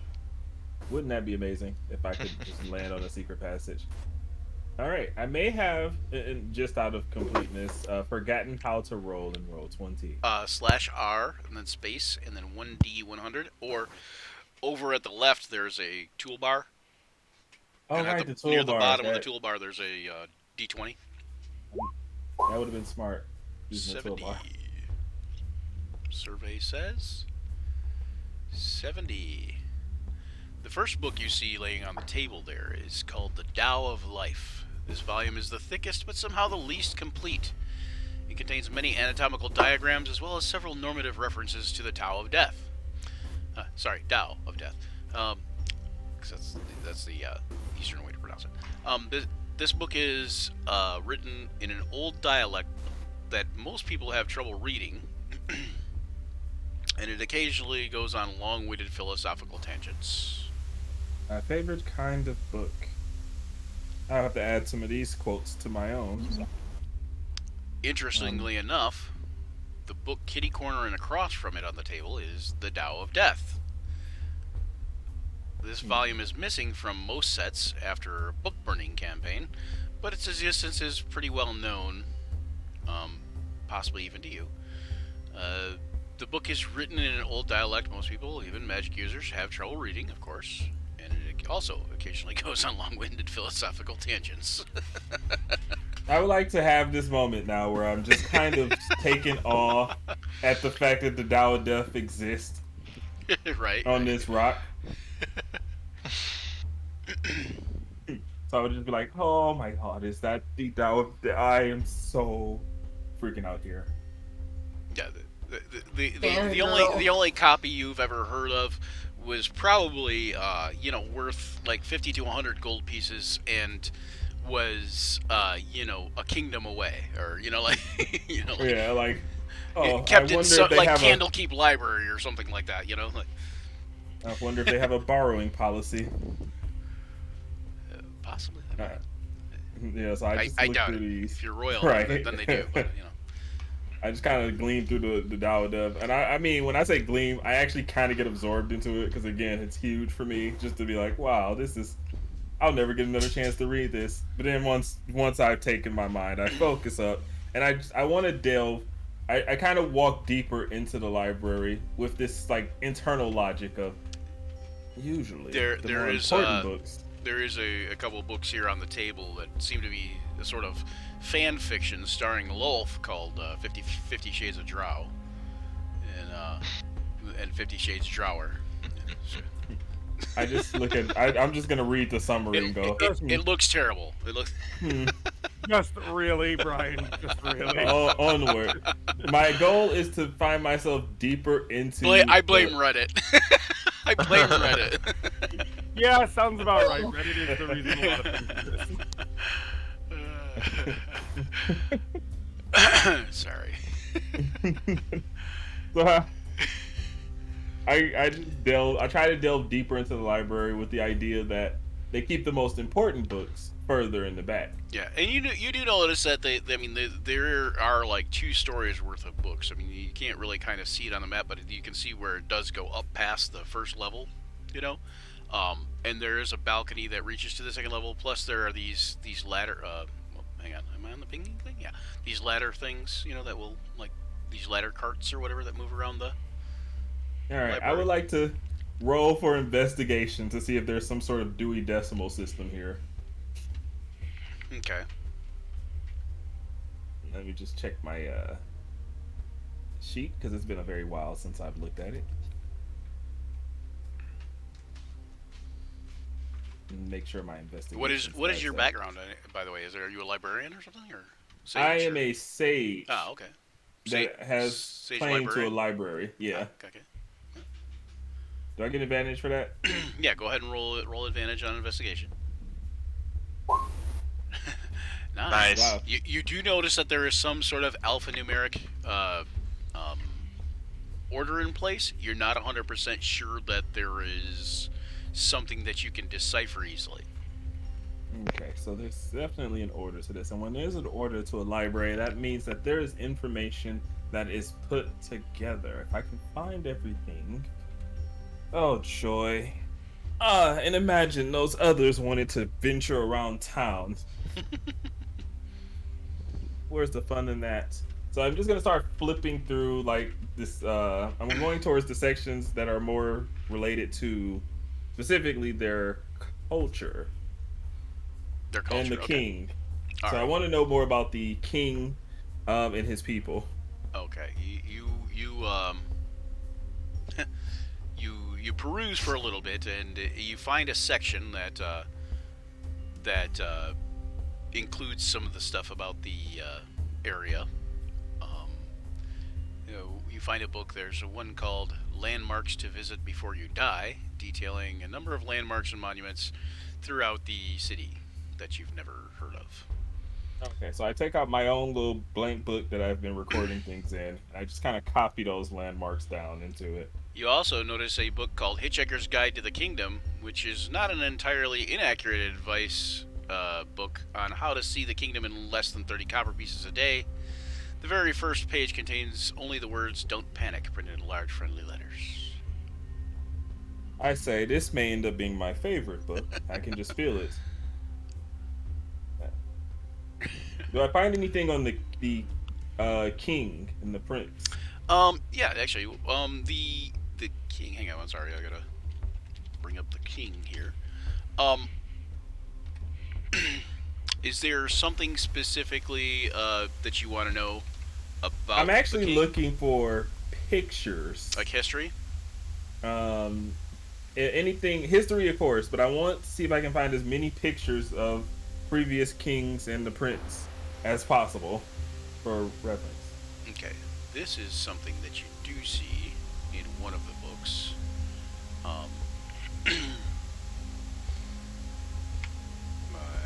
The book is called "A Layman's Guide to the Rock." I think layman's apostrophe, right? Yeah, layman's.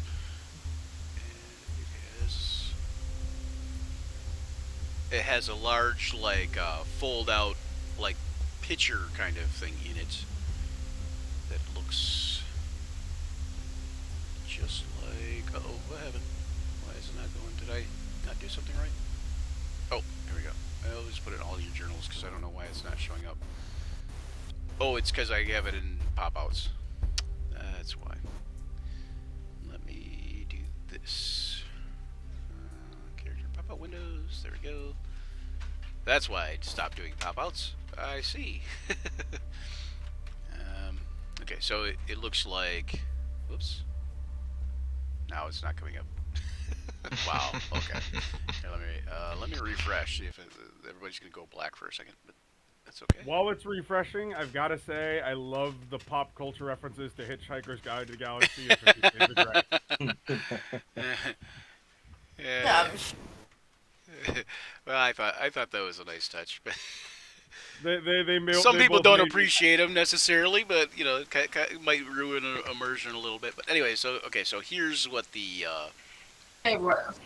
picture looks like. Well. That certainly matches the image in my head. And golly. Yeah. Oh, well, old Folly seems like he's found himself a nice and quaint little place. I'm rather glad to find out it's smaller than I thought. That's much more information than I probably have time to find out. Any pictures of the king? There are a couple.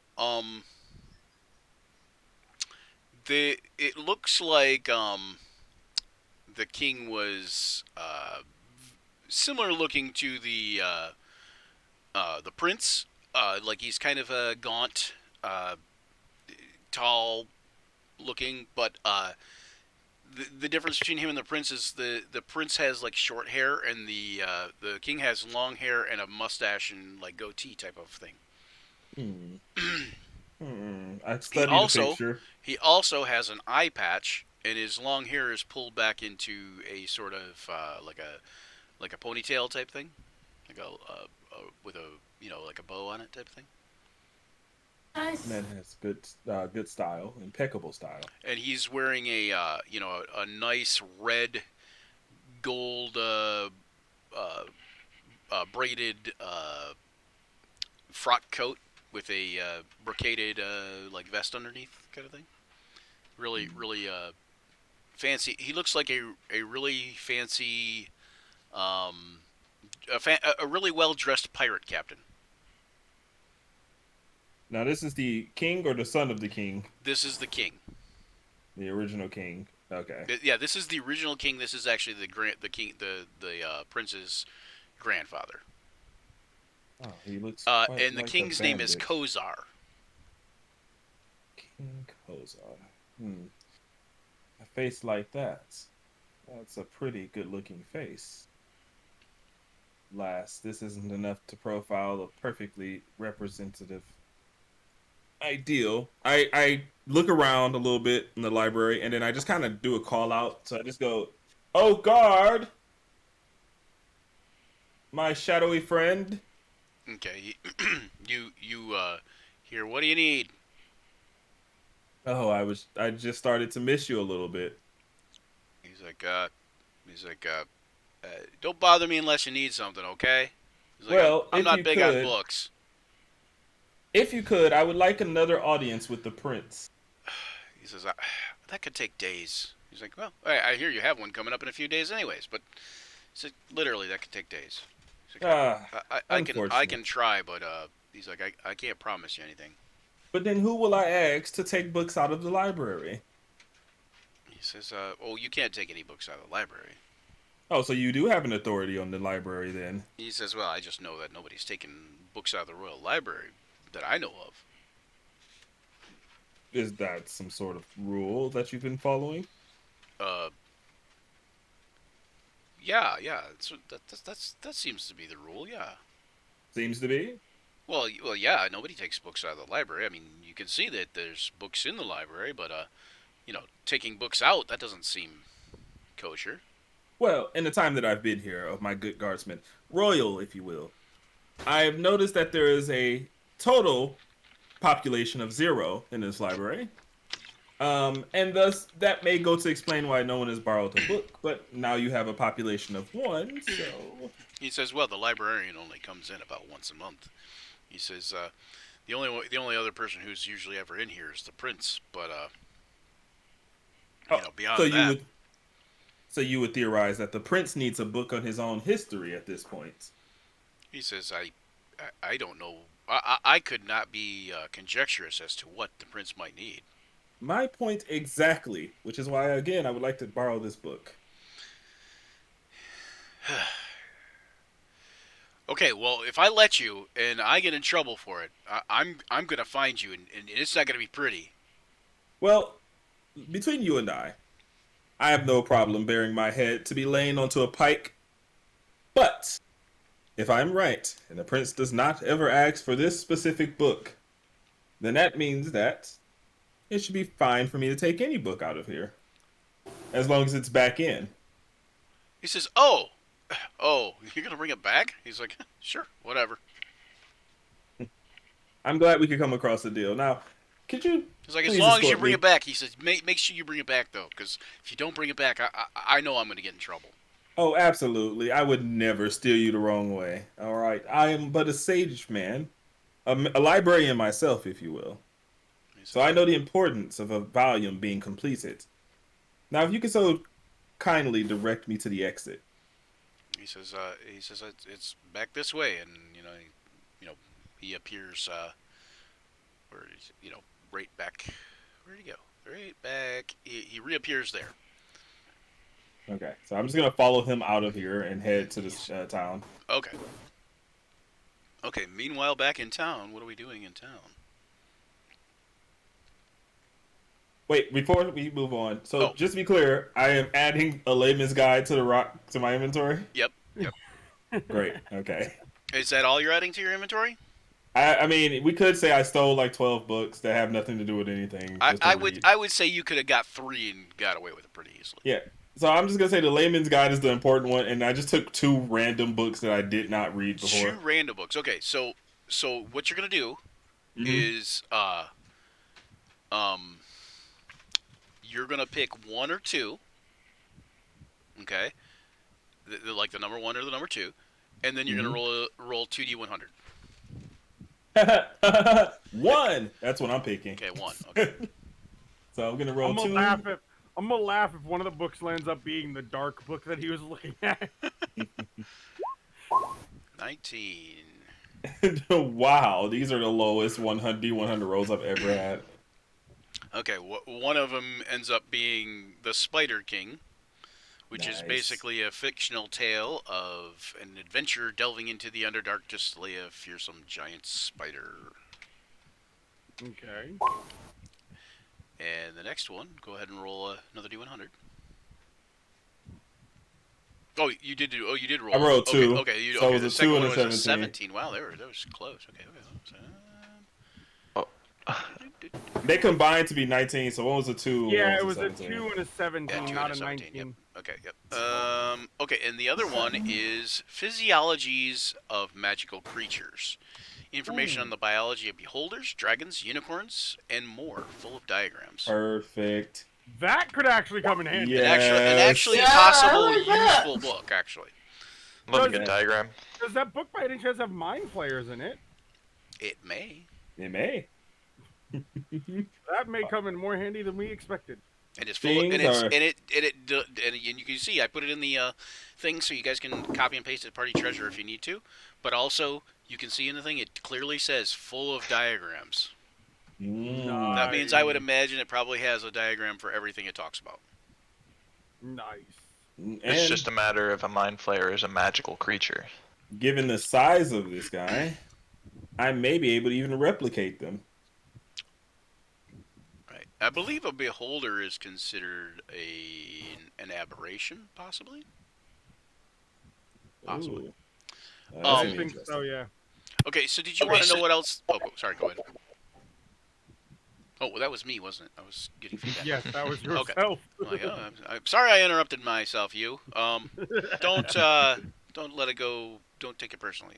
Me. I don't know. Anyway, so I just had a weird thought the other day. I was like, I have a friend who lives in New Zealand, right? Technically, New Zealand's. This is a very weird segue. I'm sorry. I just couldn't help myself now.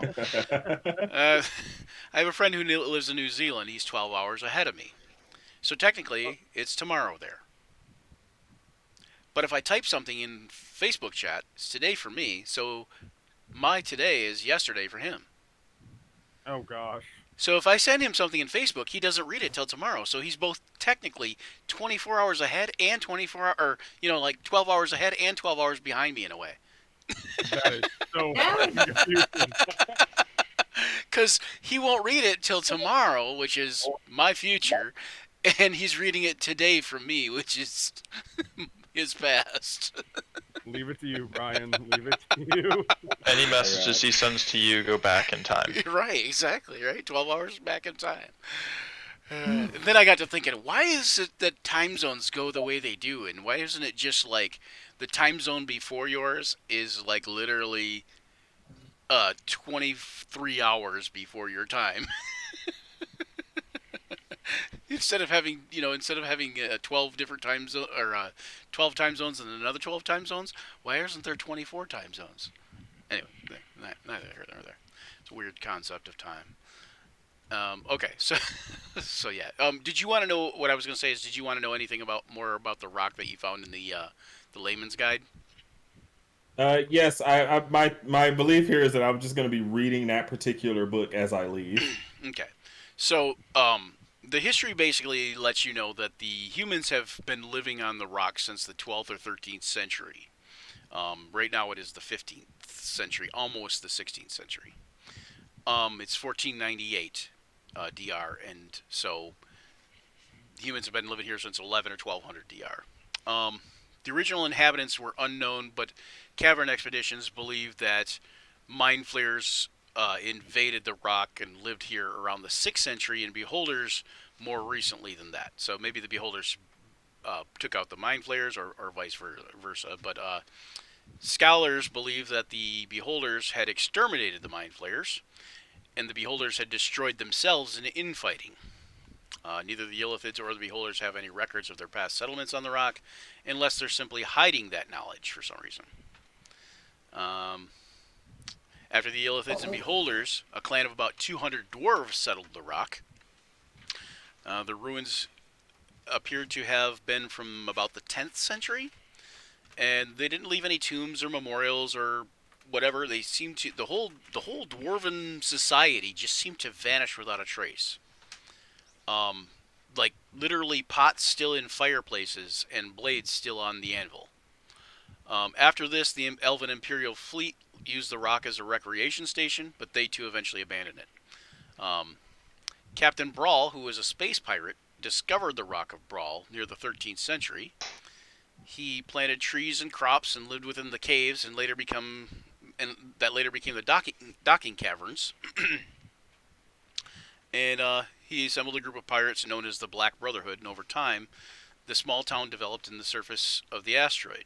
When Bral the captain was finally killed by elves, of course, the pirates of the asteroid town named the settlement Bral in his honor, and the asteroid the Rock of Bral. Over time, the population of the rock shifted until the end of the 13th century.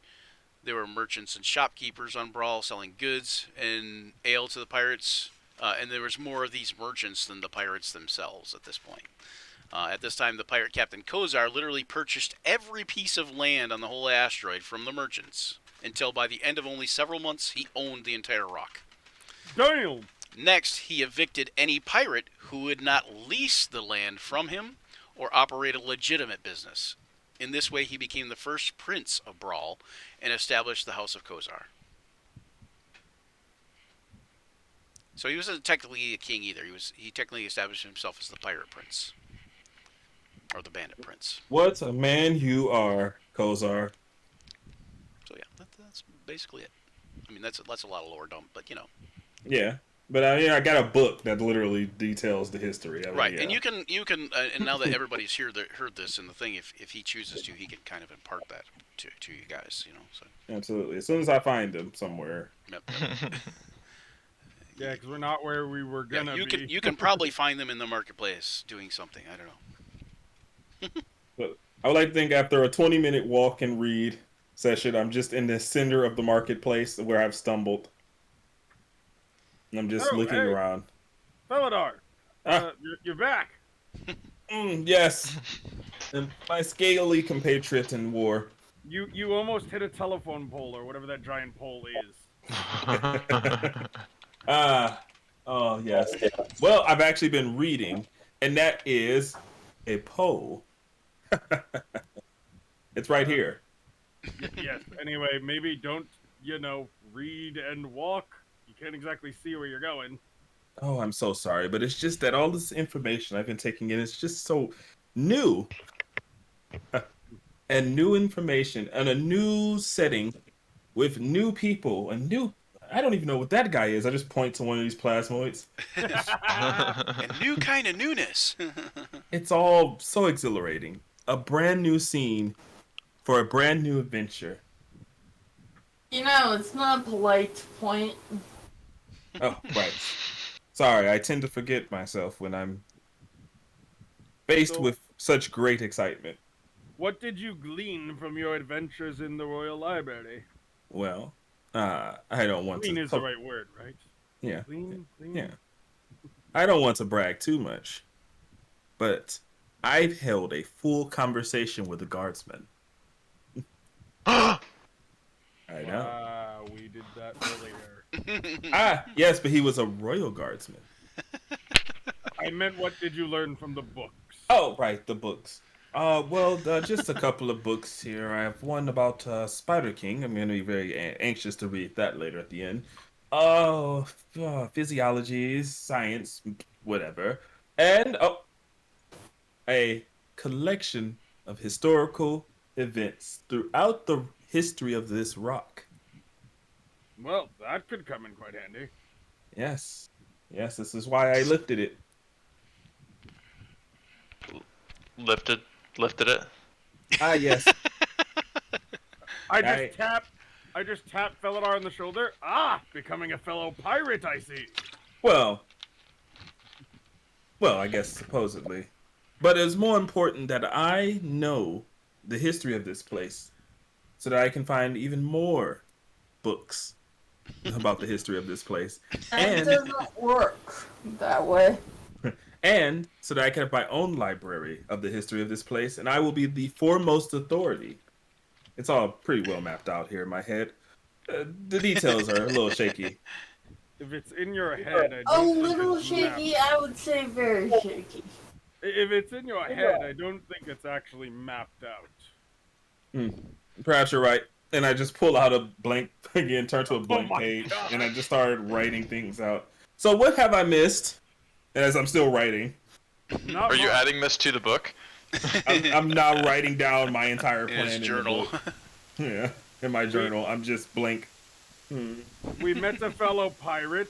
We now understand that the gold we have is the king's gold, and that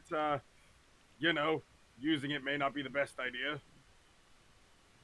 Using it, That's not in one go. Be a little more. no, using it's all right. It's selling it. Yeah, that selling it. Thanks. Mind slipped. They're worth about 1 platinum piece each, as far as I can tell. We did some light mercantile trade. Bought a couple of diamonds, did you? I was actually on my way to the Yeah. blacksmith. Yeah, and Good. Cutler was on his way to the blacksmith.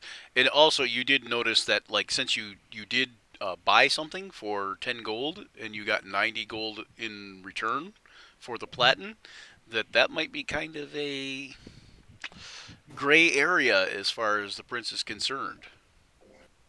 I would Unless hope they're- that he expects us to spend this, of course. Right, of course. Yeah, does the gold also have the prince's face on it? The gold is just gold Gotcha. because they intended they would rather have the platinum because they can exchange it for a full platinum. Gents, lady, do you understand what we have here? This is not a coin. I mean, it's a coin, quite literally, in the sense that you can spend it, but It is a badge of access to so many places. Just by holding this, we could talk so many people into letting us into so many places. That is This part is of a the bet. reason why I said we gotta be careful with it. I mean, we don't want to attract the wrong attention. If he wanted us to be careful with it, why did he give us so much? Well, So what if we- he has enemies That's a good point. and that they're going to attack us to try and get to them? We have no idea what's going on here. They could be in total revolt here, and now we've got targets on our Okay, back. counterpoint to what my nephew said about that being a good point. Did you ever think that perhaps the king is maybe trying to let us spend this so that we owe him more money on top of our ship passage? Right. So the only thing I see that's wrong with that is that he claims to have had no idea who we are, why we were there, Yeah, and we I got didn't the believe warning before we even met him. So you overheard that as well. I believe that, but at the same time, it kind of sounds like he has some dirty work for us to do, so it needs to be done, so you never know where that goes. We're gonna give him right of first refusal. He doesn't have anything for us to do. Then we gotta figure out a way off this rock on our own. If he has something to do, we need to be available to do it. That's it. Right? I can't Right. argue with that logic. Okay, so you're gonna get ready and go see the blacksmith, correct, Cutler? Yeah. Okay, Is so anybody coming with me? I would like to pay a visit to the blacksmith. I wonder if Okay. they have Oh, special yeah. types of weapons here. okay, We can stick together. you do see the blacksmith is over there, and he has like a lot of wares out, and he's over against this wall of buildings here, in this here. Let me do this in this section here. Yeah. Yep. And he is working diligently away, and there's other, like, you can see other blacksmiths in there with him, like it's kind of a co-op type of thing, like Okay. um Like a guild? yeah, like maybe this is like the local blacksmiths guild even. So yeah, so and oh, I forgot to show my dog. And he is working on what looks like some fluting of like a barrel. Oh, thank you, bud. Like some fluting of like a not a barrel like you think, like a pipe tube. It looks like a pipe tube. Like a piece of a gun, essentially? It does look like a piece of a gun, but it doesn't look like probably any gun that you've ever seen before. What are you working on there, fine sir? He just looks up at you. He's like, "Oh, it's just a barrel for a pistol." I've never seen a pistol like that. Do you have an example you could show me? He says, "No, don't deal with gunpowder." He says, "I just make the bodies." He says, "This is a special one for a wealthy client." Oh. And if I were to, per se, want to outbid that client, would I be able to? He says, "No." He says, I could make you one myself, though, but it would take a couple weeks, I'm sure." And then I just kind of put the princess plant, just kind of like lay it on the table, just like, do you think perhaps it could take a little less time? He looks, he says, "How much less time are we talking?" Well, that depends. And I take another one and I just place it on the table again. I'm not particular, but under a week for sure. He says, "Well, it is getting late, but I suppose if you come back tomorrow, I could have something ready for you possibly by the next day." Ah, excellent. And here you go. And I place a third one and I just kind of slide them towards him and I'm just like, He for says, your trouble. He says, "Ah, yes, your chances of gaining one of these beautiful bodies that I create for these pistols, these star wheels, is getting greater by the moment." Well, that's all I wanted to hear. You seem Yeah. like a very reasonable man.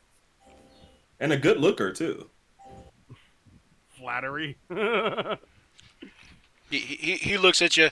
He looks at you kind of funny and smiles, and he says, "Well, me mother thinks so anyway." Now, what I was initially going to ask is, do you upgrade weapons? He says, oh, yes, for a price. How do you mean? Are you looking to have something silvered? I pull out my glaive. Maybe. He says, And that is the most ostentatious thing I've ever seen. Yes, I am quite an ostentatious individual. He says, except for probably your friend's hammer. He says, what? Did you guys shop at the same merchant? I don't know. Did we? Possible, yeah. As I was saying, upgrade this glaive, while preferably keeping it ostentatious, and I can also give you 3 of those pieces. And I would slide 3 of them as well. Okay, he says, oh, well, he says, what would you like me to do with it? Maybe some extra damage, harder hit, I don't know, just make it better. He says, I can definitely improve upon the design. He says, I whisper over to Cutler, and I'm just like, he see says, if he can paint it. He says, you sure that you want to keep it the same color? I don't mind changing the color as long as it is still ostentatious. He says, very well. Make it green. No, green I absolutely despise. Ugh, What about lime green? I hate green. Spoil sport. What about aqua? It's the color of the sea. Yes, I could do with aqua. That could work. Teal. That could work. All right. So he says, okay. He says, well, give me a day or two. He says, like I said, it's getting late, and you guys do notice that you guys are, it is getting later in the day. You guys probably are, hungry and, maybe looking to settle down for the evening, kind of thing. You said you don't deal with gunpowder. Is there a gunsmith in the area? He says, well, I make all the bodies. He says, but there is a gunsmith at the far edge of town. He says, but he's very exorbitant with his prices, and gunpowder's not cheap.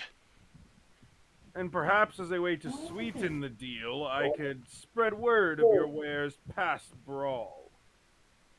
He says, well, that would be great. He says, I mean, most people who come here know about my shop. He says, but I don't know much past Bral myself. He says, I've lived on the rock my whole life.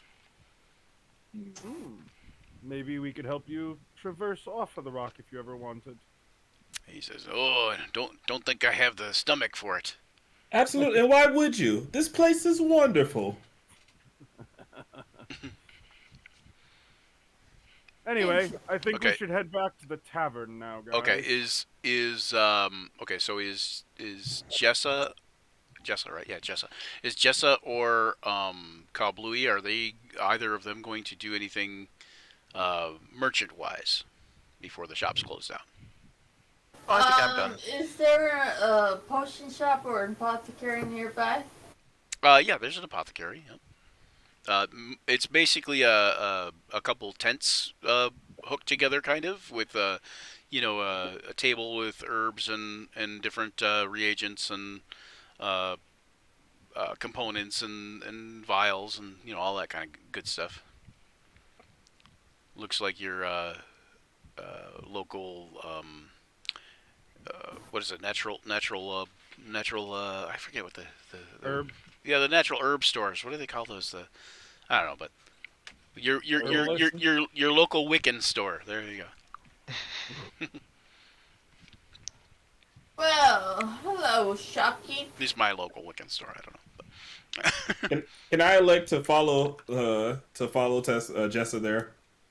At the cost of dead, I probably won't say anything. Okay. Okay, you're gonna say hello to the shopkeep? I just kind of bow my head slightly as she says hello. Okay, you see he is a slender, bald man, with a Far Eastern, like Asian look about him,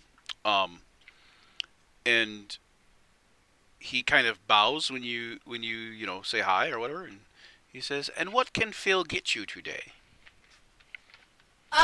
Could you describe some of your fabulous smelling herbs and ointments? He says, "Oh yes." He says, "I carry only the finest herbs and ointments." He says, "I carry a basically a veritable cornucopia of other things as well." He says, "What exactly are you looking for? What kind of problems are you trying to solve, or what kind of I don't really know what's in our future, but I would like things that would help in aiding us, in like bolstering strength, vitality, fitness, anything really to help us. He says, He says, this is all good to know for knowledge." He says, well, I have many things that could help you." He says, "Perhaps you would like some swing vine." What does that do? He shows you, and he pulls out a small twisting green vine with red splotches, and it's kind of wrapped around what looks like a little like a stick in a vase type of thing. He says this is tough as rope. They find it in jungles. He says, I have lots more if this is something you're looking for." Do you harvest them yourself? What's that? Do you harvest them yourself? Oh, he says, "Oh, yes, I do." He says, I try to I fancy myself a lover of all things curious, considering botany and nature, of course." He says, but just about anything really." Okay. He says, are you in the market for? He kind of like looks you up and down. He says, and he like looks both ways. He says, "Are you in the market for something more potent?" That would be nice. He says, "Here," and he pulls out this potted plant with some white flowers on it, and he says, "I call it whiteout." And he touches one of the petals, and the petal kind of turns inside out. And then Ooh. he says, "You can take and cut the stem and mix it with the powder of the yucca bean and make a deadly poison. It usually kills its receiver in minutes. Harmless by itself, but with the yucca bean," and he points to another plant. He says, it's a tall, thin, dark green colored plant in a soil. And there's like small, little, delicate bean pod looking things on it. He says, when combined with that, it makes this deadly poison. How? If I got a plant of each, how much could I make and how often? If that makes sense. How much poison? Yeah. If you got one plant of each, you could probably make about, I'm gonna say 4 vials of potion or poison. I mean, Every time they bloom, well, you have to. or are they one and done? It, it would probably be every time they bloom. So you would have, but you would have to, again, you would have to keep it alive and keep it growing and water it and all that good stuff. Take care of the plant. But yes, but every time they bloom, you could probably make 3 to 4 vials of poison. That sounds interesting. Um, those two sound interesting. Do you have like a healing herb too? A healing herb. He says, well, of course, I'm sure I have something here." And he's kind of like looking around, and um, he says, let me just look among some of my more rare plants. And he kind of goes and looks at some stuff behind him, like some plants. And you also notice there are some pieces of the plants that are labeled, like which are kind of typical herbs and stuff that you would find, um, like saffron and spices and like different herbs and stuff. Anyways, While he's looking, would I be able to talk to Jessa? sure, yeah. So I just kind of whisper over to Jessa, and I'm just like, a patient one. Do you fancy yourself an assassin? Um, I have gone in quite a few sticky situations, and I know someone that is quite useful to have poison around. I must say, poison, lockpicking, also pleasantly deceptive. He I, says, for one, endorse. he says, okay. So, You never know what happens. Phil turns around and he says, okay, do not tell anybody about this. And he goes over to the back and he pulls a sheet like a covering off of a tall glass like terrarium type thing. Think of Beauty and the Beast, the little rose capped thing. The little thing that the rose was kept in. But only this thing is about 4 feet tall, and it's got this large yellow flowered plant with bright pink and bright white petals. Well, bright pink, light yellow, and bright white, like kind of like artistic like patterns covering the petals. Um, and you can see little motes of light inside the glass covering. And he says, "I present to you the Titan flower." He says, "They're very hard to grow on the prime material." He says, "Very rare."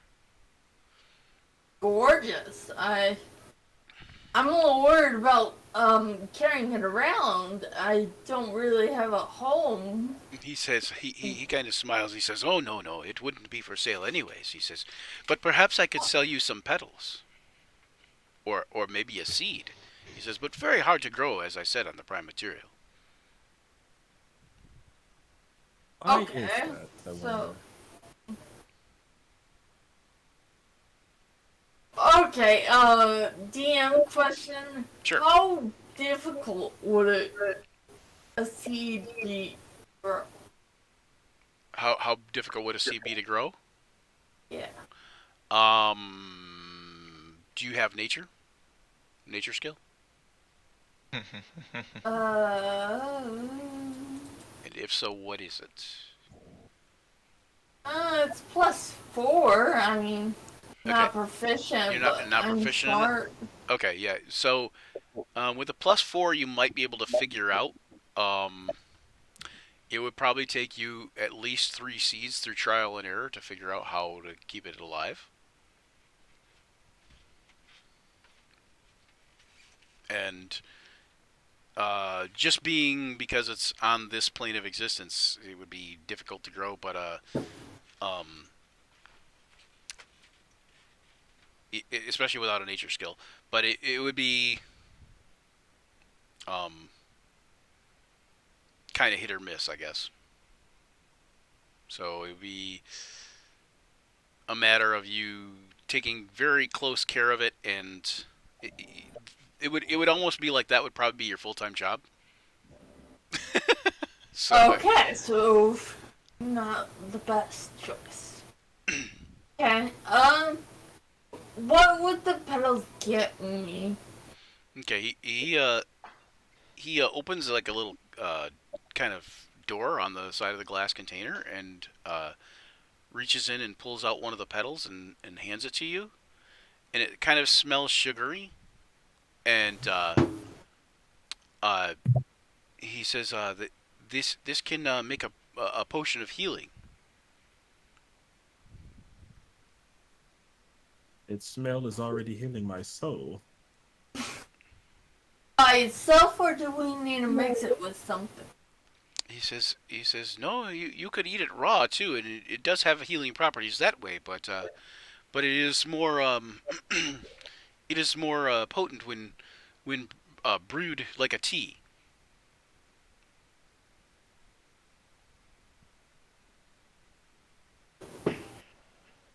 Well, I think I should take the 2 poison plants and a couple of petals. Okay, he says, well, I can sell you a petal for 5 platins each. What? He says, yes, 5 platins. My God, are you trying to heal the whole world with that price? He says, Oh. it is very potent. You are getting more than a good bargain. Hmm. And I suppose everyone that comes here has 5 platins on their person. He says, or 50 gold.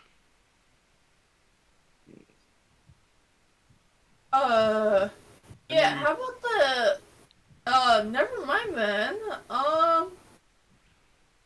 The What? 2 poison plants then? The 2 poison plants. He will sell you those for 2 platins each. Well, they are plans. So I mean, to be won't- fair, you do have 50 platinums, so. Alright. Here you go. I have new babies. I have plant babies. Okay. All right. So you're getting the poison plants, a yucca bean, and now the whiteout.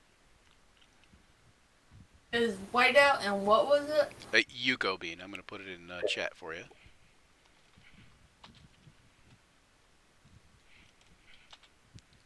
This is the whiteout, and then the yucca bean is this here.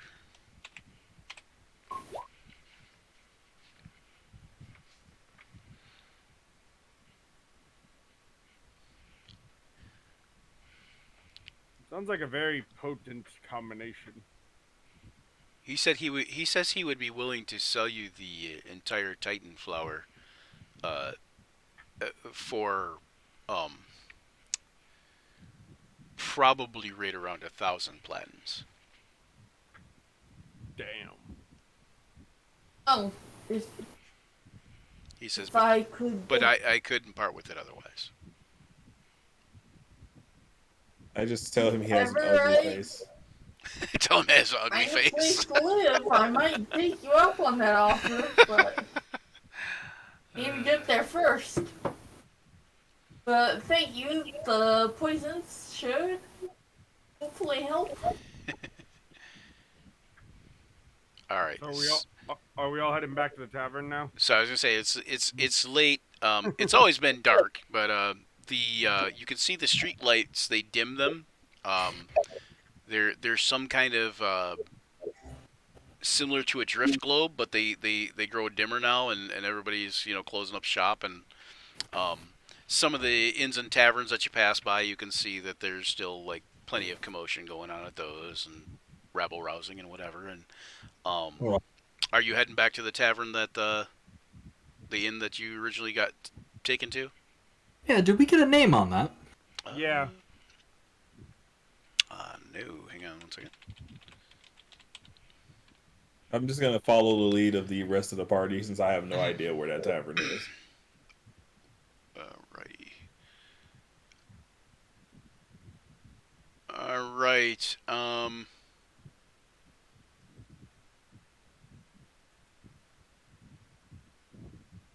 The first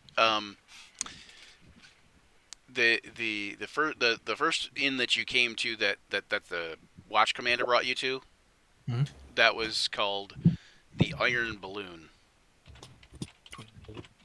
That's ironic. Oop, Balloon. B-A-L-L. Iron Balloon. What? B-A-L-L-O-O-N. Is that right? Is that how you spell Yep. balloon? Yeah. What?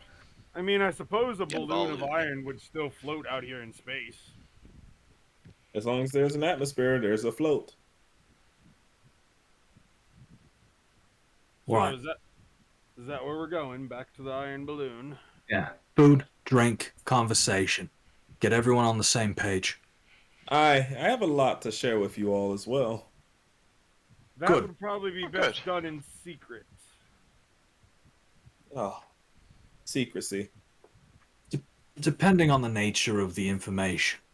I'll Well, trust you, Polidar, to compartmentalize what you can say in front of everyone and what you can only share with a few. We don't know each other yet, so you make that decision when you need to.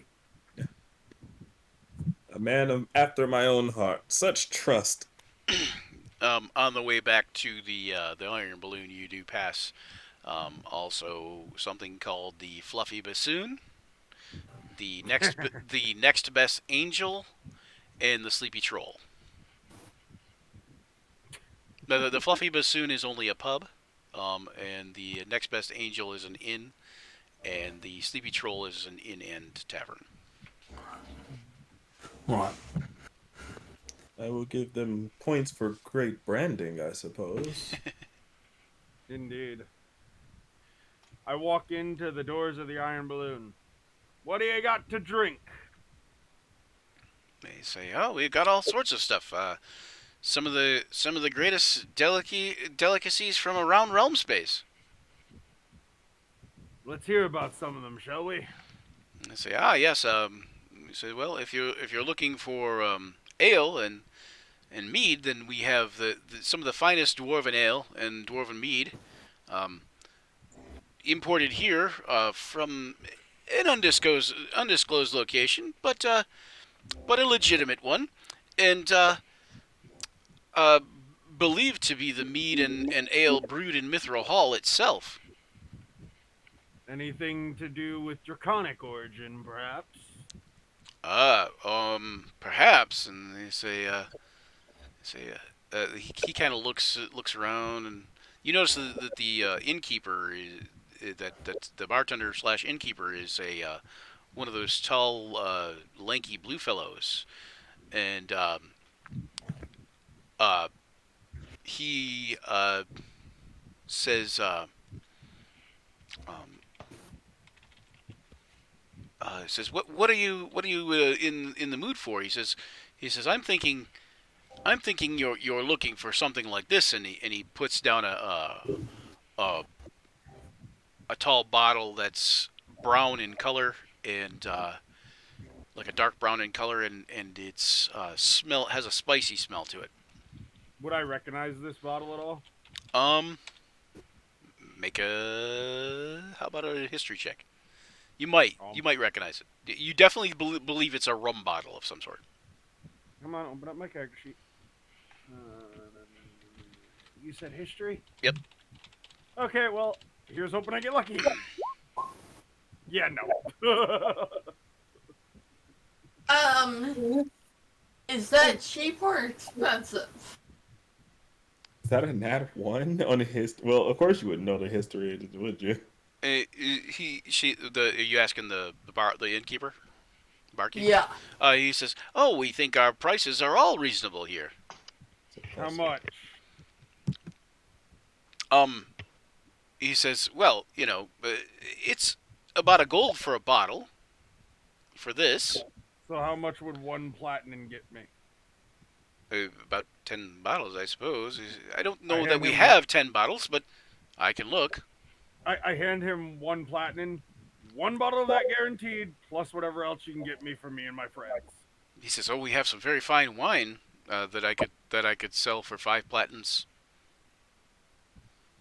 Like I said, enough for me and my friends. The bottle of dragon stuff is for me, though. Okay. Let's go on the cheaper side so we get more for our money. How about that? Yeah, you can get them whatever is the cheapest, but I definitely want that bottle of the dragon stuff. More for the prince's money. Yeah. Yeah. All right. I'm finding a table. I go off to follow Liren as he's looking for a table to speak with him. After paying for this already, I will take the bottle of the dragon stuff to the table with you. Okay. Two. The dragon stuff is very dry and has like a spicy cinnamony like aftertaste, and it does like it, when you take a drink of it, and you burp, you like spit out a little bit of flame, you know. So, Which is funny because I'm a flame dragon. right. It's basically kind of a spicy rum that makes you breathe a little bit of fire when you burp. Nice. And it Alright, I set up my plant babies. it on literally the has table and give them a little water. it literally has a flaming, like a dragon on the label, breathing fire. So, and This may come in handy. I might have to buy a second bottle of this. it's called the Flaming Dragon Rum. Nice. Okay. Pretty cool. Anybody else want to grab anything? I Yeah, just grabbed some water for my little plant babies. All right. I wanna grab like a modest amount as if I'm just sampling it. So I'm just. Okay. Do you guys have like a ginger ale? He says, well, you might have something like that. Yeah, I'll try that. He says, well, here, try this, and he hands you a this bubbly-looking soda type stuff. It's got a reddish color to it. It kind of smells a little bit of cinnamon. Kind of smells a little bit of like aniseed and maybe cloves. And he takes and he puts like a little bit of like this foamy white stuff on the top of it. Oh, what's that? He says, "Oh, this is called the Copper Dragon." Oh, He says, it's just a nice little soda." He says, "This is the tame version of it." He says, "There is a liquor named the same thing. Supposedly, it's named after a copper dragon named Olorlin." a laurelin. Says, What did I miss? He's like, "I didn't make it." He's like, He says, "I didn't create it. I just make it." So, Okay, What did I miss? this will be perfect. The baby just getting soda. Oh, adorable. Yeah. All right. It's a gold piece, right? no, it's a copper. Oh, do you have change? He says, "Oh, I believe your friend paid for it. Perfect. Okay. The larger of you, dragon, you know what you guys are." Yeah, I get it. I'll take my drink and go to our table. He says, and then he kind of like leans over. And he says to one of the like wait staff. He's like, are they lizard folk or what? Are they neo? I don't know what they are. I'm guessing because he's whispering, we wouldn't hear this. You might hear it. You might hear a little bit, but not 100% sure. Okay, anybody else gonna grab anything? Just an assortment to nothing expensive. She the bartender gives you like like your drinks are already paid for because he gave him what did he give him Give him what, one plat? yeah, 1 platinum. Is that what you gave him? Yeah, something like that. Yeah, I gave him one Oh, platinum. yeah, no. Yeah, so everybody can get a drink pretty much, and then some. But he gives Jessa, he gives her a small thing that looks like water for the plants, and he says, I'm sure they'll love it. And it's got like bubbles in it though. He says they call it Sprite. They make it in the Feywild. Oh my gosh, really? It's a delicacy made with water drawn from a creek populated by pixies and other small fey. That gives it a sparkly, sweet flavor. I'm sure it'll be fine.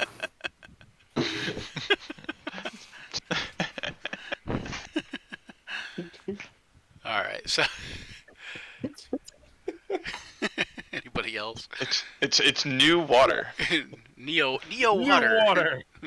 Oh my god, remember Water new- plus. Remember the failure that was New Coke? New Coke. It's crystal water. It's Crystal Pepsi. Yeah, there we go. That was an even bigger fail. All right, so anybody gonna go random? I was gonna open up the conversation, Okay. talking to everyone, and just be like, "So, tell me what you guys have discussed in your plan." Well, we need to get to know each other, and then we're waiting for the word of the king to see if he wants our help or not. We're giving him No. apparently first rejection. No, no, no. Your plan to kill him. What? No! No! No! I am not planning on doing that. No, thank you. But What? why? Wait, We- why should we kill him? Yeah, they all I- seem like nice people. Guys, perhaps this is a conversation best had not in the middle of a crowd of people. I lean in and I just go, Fafrob Batter, writer of the art of battle, strategizes that you must prepare for the most extreme possibilities before you can prepare for the tamest. Surely I am not the only one that read this book, right? I think you are. No, he's probably not the only one. No, I probably read it.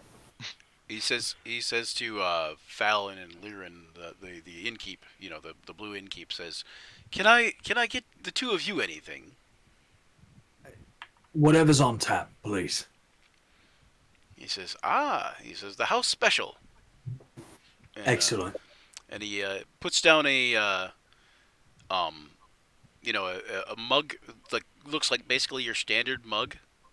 It's, he says, it's very inexpensive. He says, but it's very popular around here. And he's like, it's a sort of a true dwarven stout. It's pretty strong, but it's only recommended. It's not recommended if somebody cannot handle their alcohol, but it's also very much lighter than you would think for being a dwarven drink. Well, It is traditionally served on the rocks, as you notice in there. Literally, there are rocks in the bottom of your drink. looks great. Cheap, strong, exactly like I like them. It's said to give the true mining flavor. I look Hey, forward Brian, to out with that. I don't want to be the guy to have to cut the session a little bit short, but my dad just asked if I could help him fix the truck. That's okay. We were done in about 8 minutes, anyways, guys. So Okay, I can wait the 8 minutes then. okay. That's not So that big of a deal. well then okay. So then how about Fallon? Does Fallon want anything to drink? Oliver, you're muted, I think. Wrong button. Ah. If they have some decent wine with fruit juice, don't want to drink too much today. And I have plans for tomorrow or the next days. Okay, so like a nice light wine type of thing. They do have what is it? It is a nope. Hang on one second. I saw the wine. They have this thing called Dragonborn Blood Wine, and it is very. It's got a kind of a very nice light wine taste, but it also has kind of a sharp kick afterward. That's kind of a almost like a bourbon feel to it. Is it actually made of dragonborn blood, or is that just the name? You're not sure. Yikes! Oh boy, that must be awkward. We better hope not. Ooh. Okay. So if you all have not been planning to kill the prince, then what have you been planning? We're going to do what he asks. And in return, hopefully, he's going to get us back down to the big blue where we belong. I don't see another move here. We've kind of been shopping. We've just been planning our day. I That's see. kind of what we've been doing. Yeah, I think out of all of us, you probably got the most done. Speaking of which, I had a question. Fallon, Core, how long have you been practicing magic? I mean, for as long as I can remember, it's just been something I can do. So yeah, probably.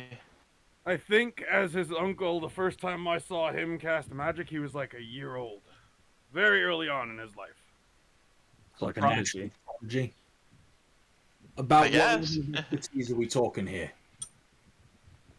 Repeat that? I couldn't hear you. What level of expertise are we talking here? It's more. It just sort of happens. You know, like Like in a Kablooey. stressful situation, it just sort of comes out. You could say he would be a wild magic without being wild magic, if that makes sense. All right. Another thing I want to bring up before we get too far into our cups. We looked, and this isn't your fault. I'm not putting blame on anyone. We looked amateur hour in front of the prince, right? You think he's going to trust us when we kept over talking, overlapping? Some of us speak pretentious asshole here, and I'm going to say it's you, Fallon, and it's you, Falador. Falador? Oh, Whoa! I was not expecting this. What a twist! if I'm pretentious, I assure you it's not intentional. It's just a matter of intrigue, and No, I'm the saying room more intriguing than the prince himself. No, I need you to be as pretentious as possible, because you get on well with these folk. So between the two of you, decide who's going to speak for us. And the rest. Wait, why should they speak for us? Right? We have our own voices. Fuck that. Oh no, let's hear him out. I think he may be saying something I like. Of course you like it. He wants you to do the talking. Now listen to me here. We all have our specialties, yeah? All right? And I'm thinking steak dinners ain't yours, the wall. And the damn sure ain't yours either. It ain't. That is As As very long as the correct. steak, as long as the steak's really, really raw. The difference Right. between you and I is I knows it. So, if I want a better payday, I let Lord Fauntleroy talk for me. And that's one of these two. I say we should put it to a vote between the two of them, which one we'd rather have. If I may, Why? I would recuse myself from the vote. Well, okay, decision settled then.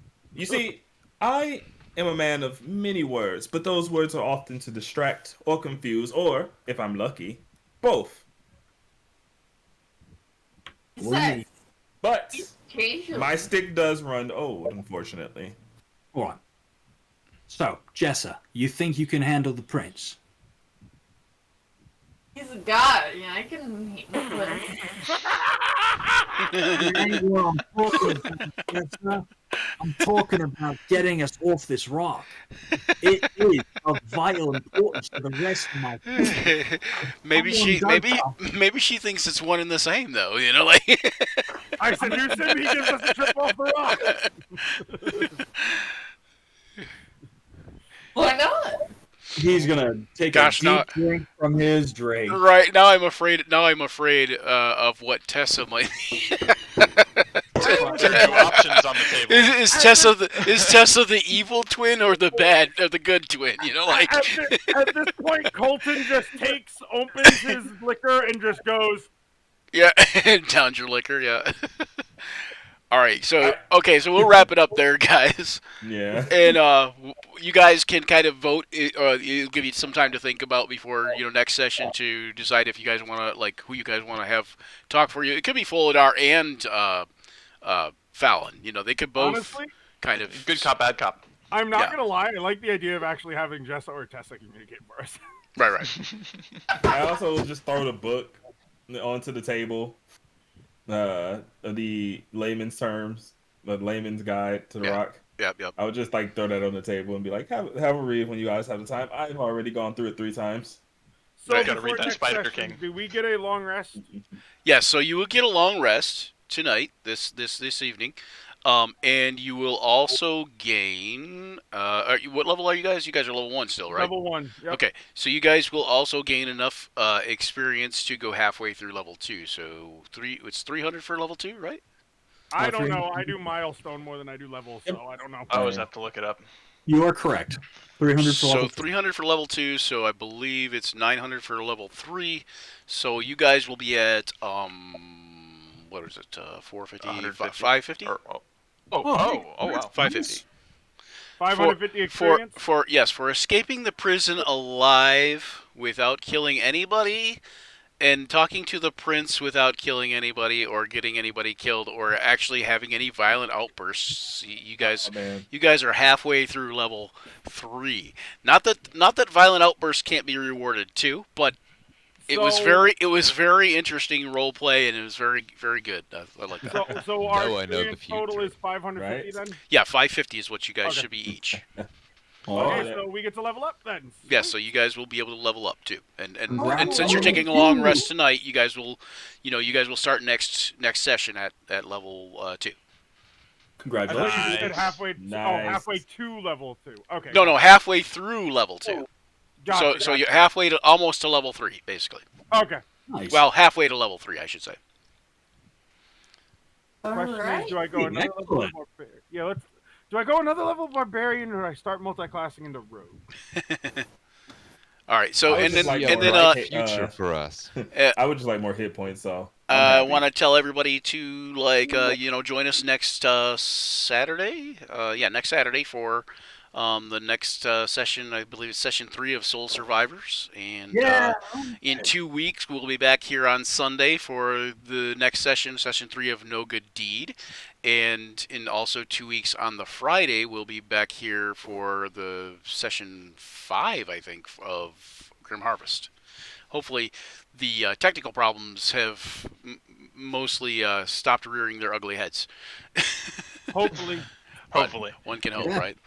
So, All right. all right. Talk to you guys later, and we'll see you soon. Talk to you later. All right. Talk to you later. Good gaming, guys. Bye. Bye bye. Bye. Holy Fairly crap, that well. was intense, man.